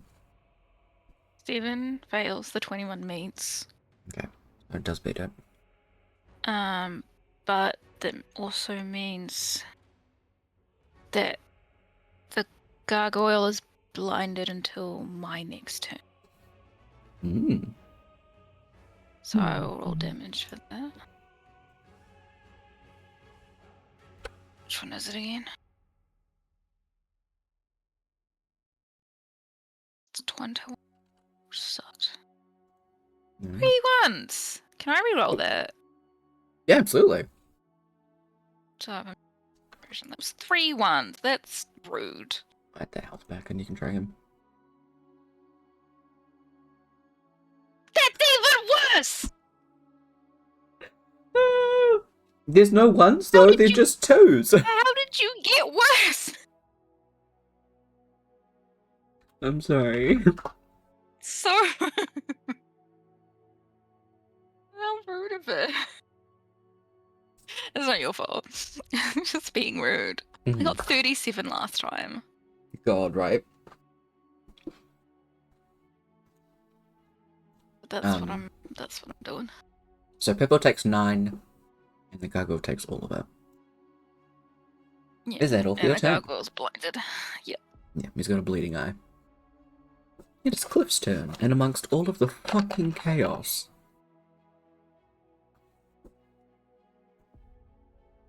Is gonna match that with chaos from his hands by flurry of blowing the thing in front of him. What's the icon you've got on it? It means that it's got the curse effect on you. Oh, okay, that's fine. So low blow. Where's my button for 4 blows?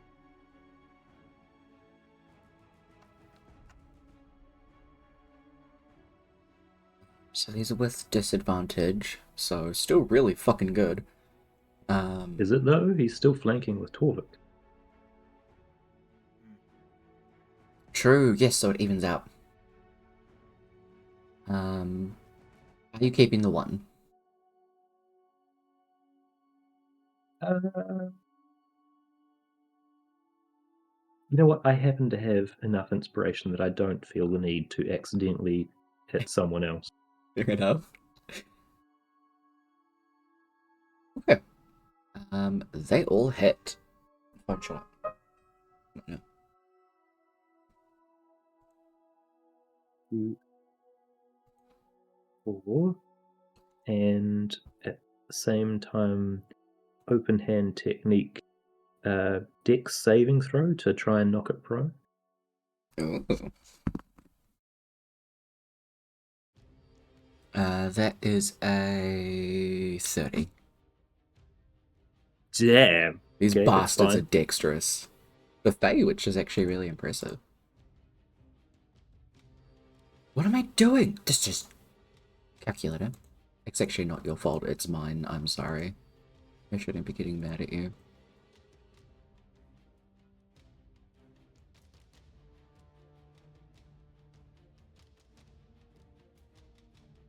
Awesome. That has 104 points damage. That one is looking very fucked up you and do close get to a- death. You do get an additional 3d4. It's 44 because he did hit 4 times. It's every attack. Yes. Yeah. Amazing. He's looking about 10 worse than he did previously. Is that all for Cliffstone? Yeah, turn. So, Torvik, you're up.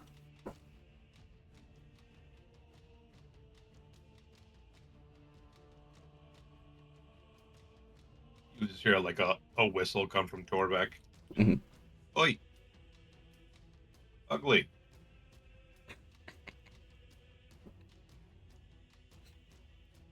Fucking hell yes. Is that to the purple one in front of you? Yep. Awesome. Definitely hit, and with that amount of damage, I don't even have to do math. Thank fuck. You kill it. You're welcome. How would you like to cut this thing up? Just like get it to turn around, like then it looks down to see him because he's shorter, Mhm. and just bam, bam. Absolutely. You hack it down to your size, and even much so, because there is actually a well behind you, it just falls in. You just hear it falling, and then the bloop at the bottom.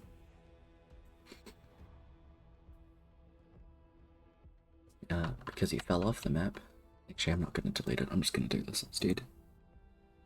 Because if I delete it, it's going to remove it off the map, because knowing me, that's the one I added to the initiative. Is that all for Torvik's turn? Griffin can do And things. he will telepathically tell the griffin to fly over to the eagle lady and the other lady. Alright. Protect the lady. Lady. Cool. Griffin does get an attack of opportunity. But that is 7. So no.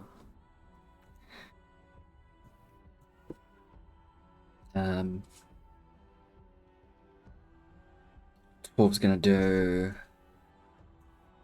How late are you planning on going, given how long each round takes? This is probably going to be the last round that we do, and then we'll leave after that one. I did just look at the time and then realize we got to the start. And I said it in my head, and I was meant to say it out loud. Sorry. Yeah, I was lining that question up to... Thank you. So yeah, this will be the last round. 1, 2, 3, 4. Got 2 inspiration apparently. He's gonna re-roll that one. This one misses, but will just hit the other 3. Oops. 3d4.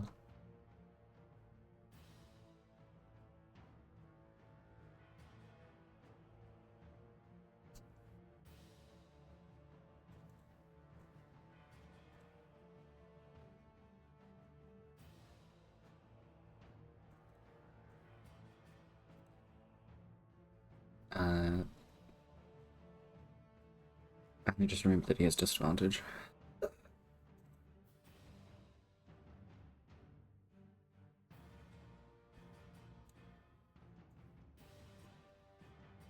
Not fun. Wow. Damn. Stop punching yourself in the face. Stop punching yourself in the face. Yeah, pretty much. I will at least redo one of them. Okay, so that one was rerolled to that, which hits. That one was rerolled to that, which rerolled to that, which is that. That one is that one, so that misses. And that one is that one, which is a natural 1. So he hits with 2 of them. So the first 2. Sorry, guys. 13 plus 12 plus 8 plus 18 is 51. And then we're gonna go another calculator. 13 plus 12. As he does in fact punch himself, and takes 13 points of damage.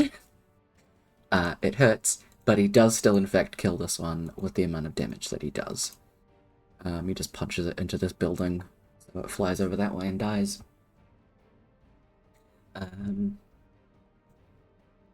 That is in fact Tor's turn. We can only do that once and that's done, thank God.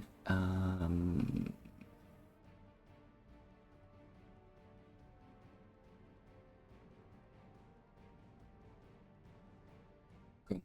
I have to do that.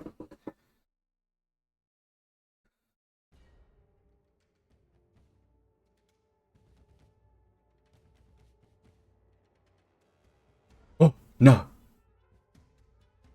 What? Cool. It's not.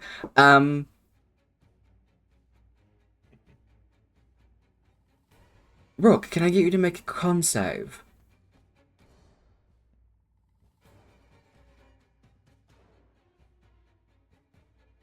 Yeah. Thank God. Okay.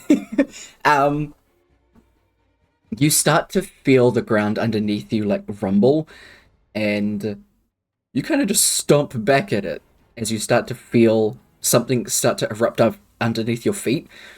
You can see this this ruined counter in front of you is really not happy with the fact that you seem to be just shunting all of its efforts. And it tried something and it did not fucking work. Still gonna try and attack you though.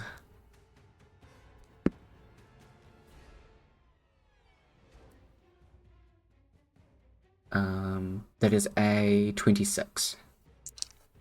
Yep, that'll hit. Okay.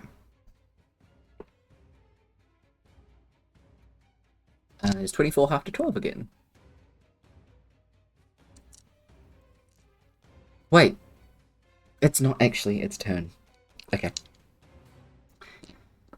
Put the 12 back. I'm sorry. I'm jumbling stuff up because I'm trying to do this quickly. Okay. Sorry. The other one, because it's not actually its turns, it's the layer thing. Remember that is going to try.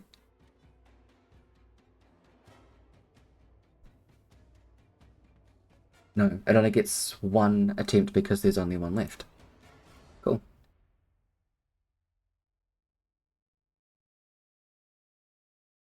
Yes. That's what it does. Sorry. Arvid, it's your turn.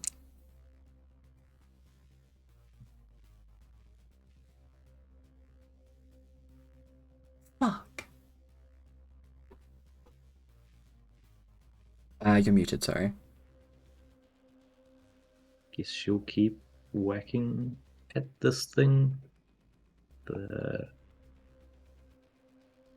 Shadow Glass Dagger. In 20 does hit.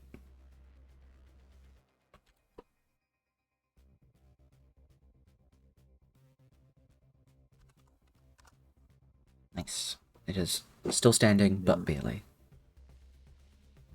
then bonus action, offhand attack with the Silver Dagger, Nice. which means this one ability modifier to the damage. 24 does hit.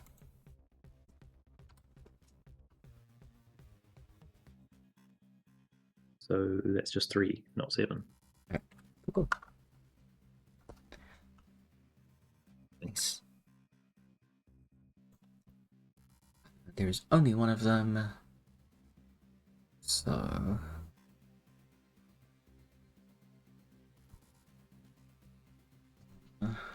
Rock, can you make a dexterity check, please?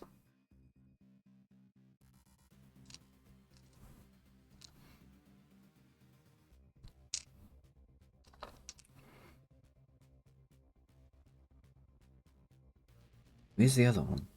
Here it is.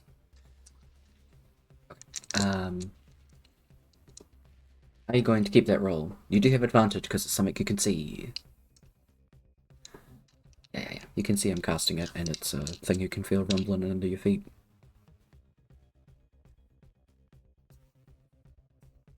Yeah, I will not keep.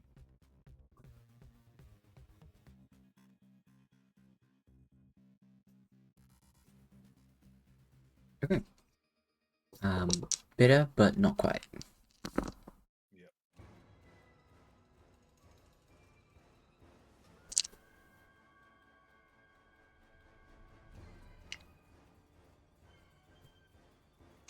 You take 13 points of damage, as from up underneath your feet, glass shards stab up into your feet and calves.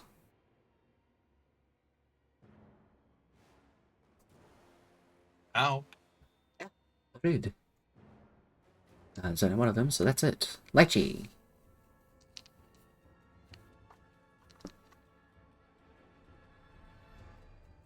Fucking thing is elaborate. Did this one make another saving throw? Because it ended its turn in the thingy. It did not. And that is a 13. Ooh, that is not enough. What does it do? Okay, it just takes damage. And 6 plague. So it takes 27. Nice. That one is looking pretty fucked up too. And then she's gonna cast a... What spells do you have left, lady?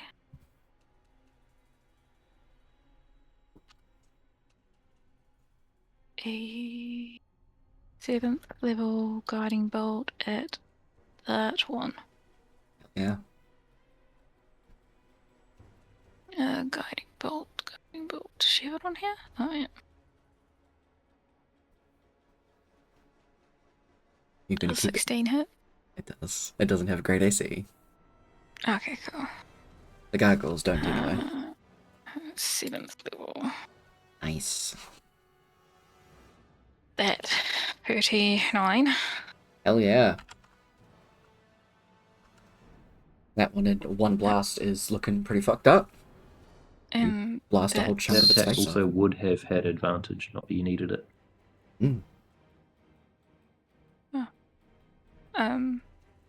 that's the end of her turn. Rock, you're up. All right. He will attack the one in front of him again. Nice. I still forgot to do the attacks of the gargoyles, so I'll do it after that.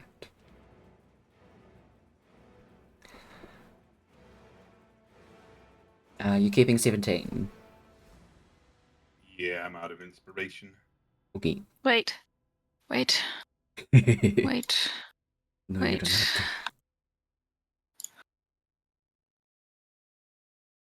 There you go. Okay. So now I'm out of inspiration. Oh. Oh no. I'm out of inspiration. I wouldn't call that inspiration, more like de-inspiration. Like desperation.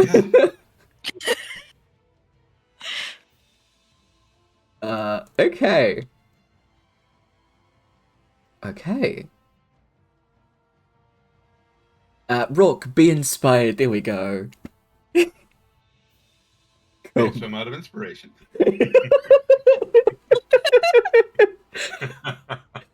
Okay, that definitely hits. Oh my god. Okay, so that's 5. That's so. Holy shit. Oh, my everything. It's still not dead, but Ooh. fucking barely. Oh, he would, his ancestral rage would have kicked in. Correct. That's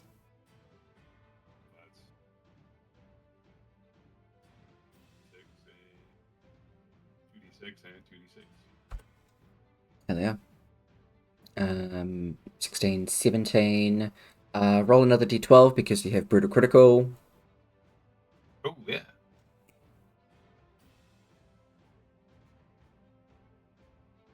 I just did the math and then I lost it. 16, 17, 18, 19, 20, 21, 22, 23. Thank God, that's exactly what you needed.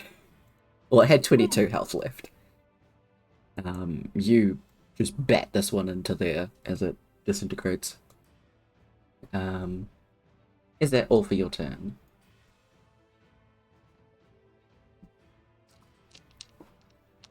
Yes. Cool. I forgot goggle shit. 12. That'll hit. That'll miss. Only one of them. 5. That one. Natural 20. That'll hit. 12. 19. 12's not looking great. Against Rourke. That is a 23 and a 20 not natural. 23 will hit. That is 6 points of damage, half to 3.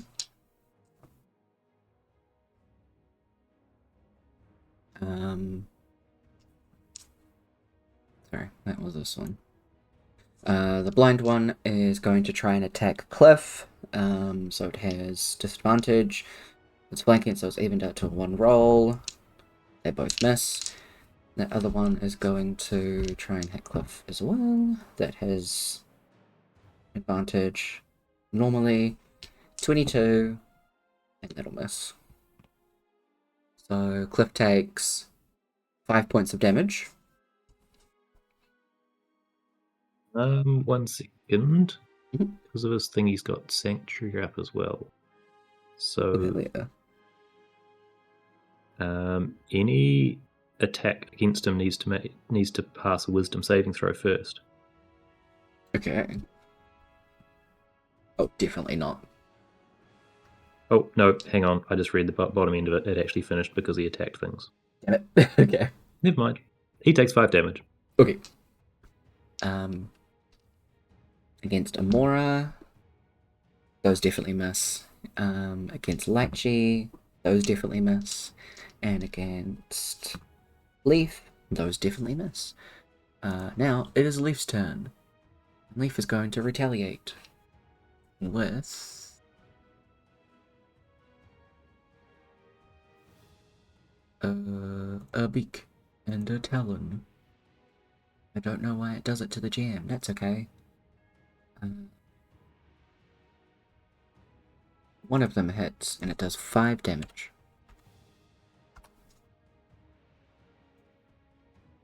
Leaf is going to let the griffin do its thing. It's going to go back to themself. And is their turn? Oh, Mora.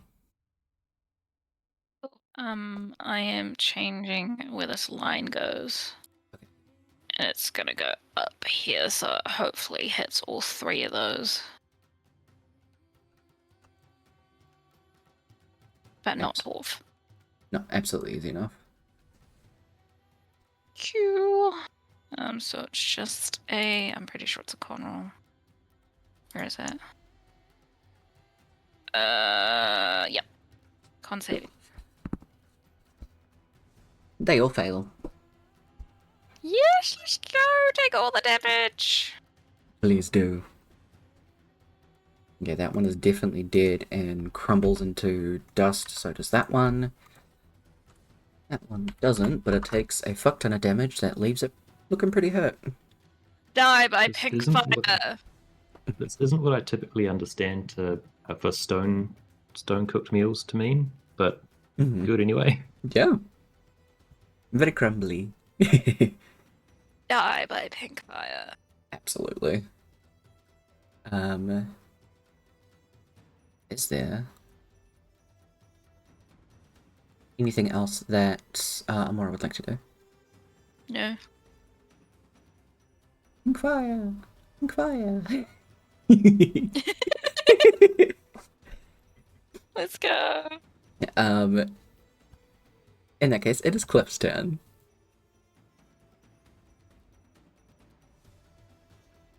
Cliff will start by whacking the topmost gargoyle.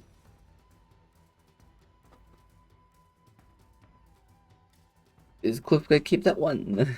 He does have disadvantage. Does the curse still last? It does. Okay. Yeah. I think he'll re-roll the one guess. I hate having to waste all of my inspiration on the one character that's not even mine. Cliff. That's incredibly fair. 17 and 24 will hit.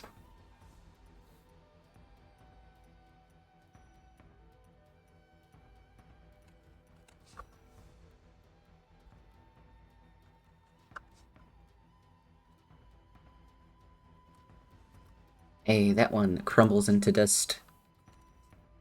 That's why I was holding Flurry of Blows till now, so he'll hit the blinded one. Absolutely. With the flurry. 19 and 22 hit.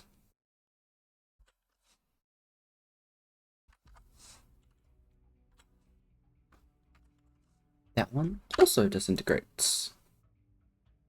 Endurable. Is that all for Cliff's turn? Did the one above him die? Yeah. Okay. Oh. Just still there on my screen. I think Roll20's having Unless some I grabbed problems. the big circle thing. Yeah. But yeah, that'll be all for Cliff. Alright, Tovek, it is your turn. Rebecca's going to move up in between Orb and Cliff. Mhm. And will cast Remove Curse on Tor. Awesome. That gets rid of his curse. Anything else you'd like to do with your turn? That'll be it. Alright. In that case, Oh, that... the Griffin will attack the gargoyle. Yes, absolutely. Go for it.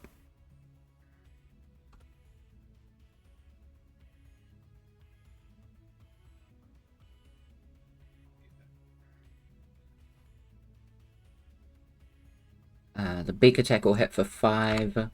The claws for 12 will not. Okay. The Griffin can... But okay. Griffin will hold its ground as everybody is... well, a lot of the bigger things are definitely dead. We will pick up the rest of this combat next session. Those creatures were fucking involved. Holy shit! If you failed that con save, you would have taken 3 points of exhaustion. Ooh. Yeah, just bueno. taking them. Yeah, just don't fail too. Yeah. But great session, guys. We will pick up next time. Have a great rest of your evening. Bye. Yay! Yay! Bye. Bye-bye. That's us. Thanks for hanging out, and thank you for the follow. Hold on. Oh my god, how do I read that? Nova, the Threnodigram? I'm so sorry I butchered that. Thank you for the follow, though. I hope you have a lovely stay. Switch up this combat music to some casual roaming. But thank you again for the follow from Nova and Full Wonders.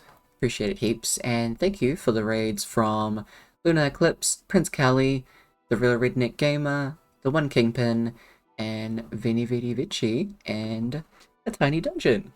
Bunch of raids. Oh my god. Appreciate it heaps, guys.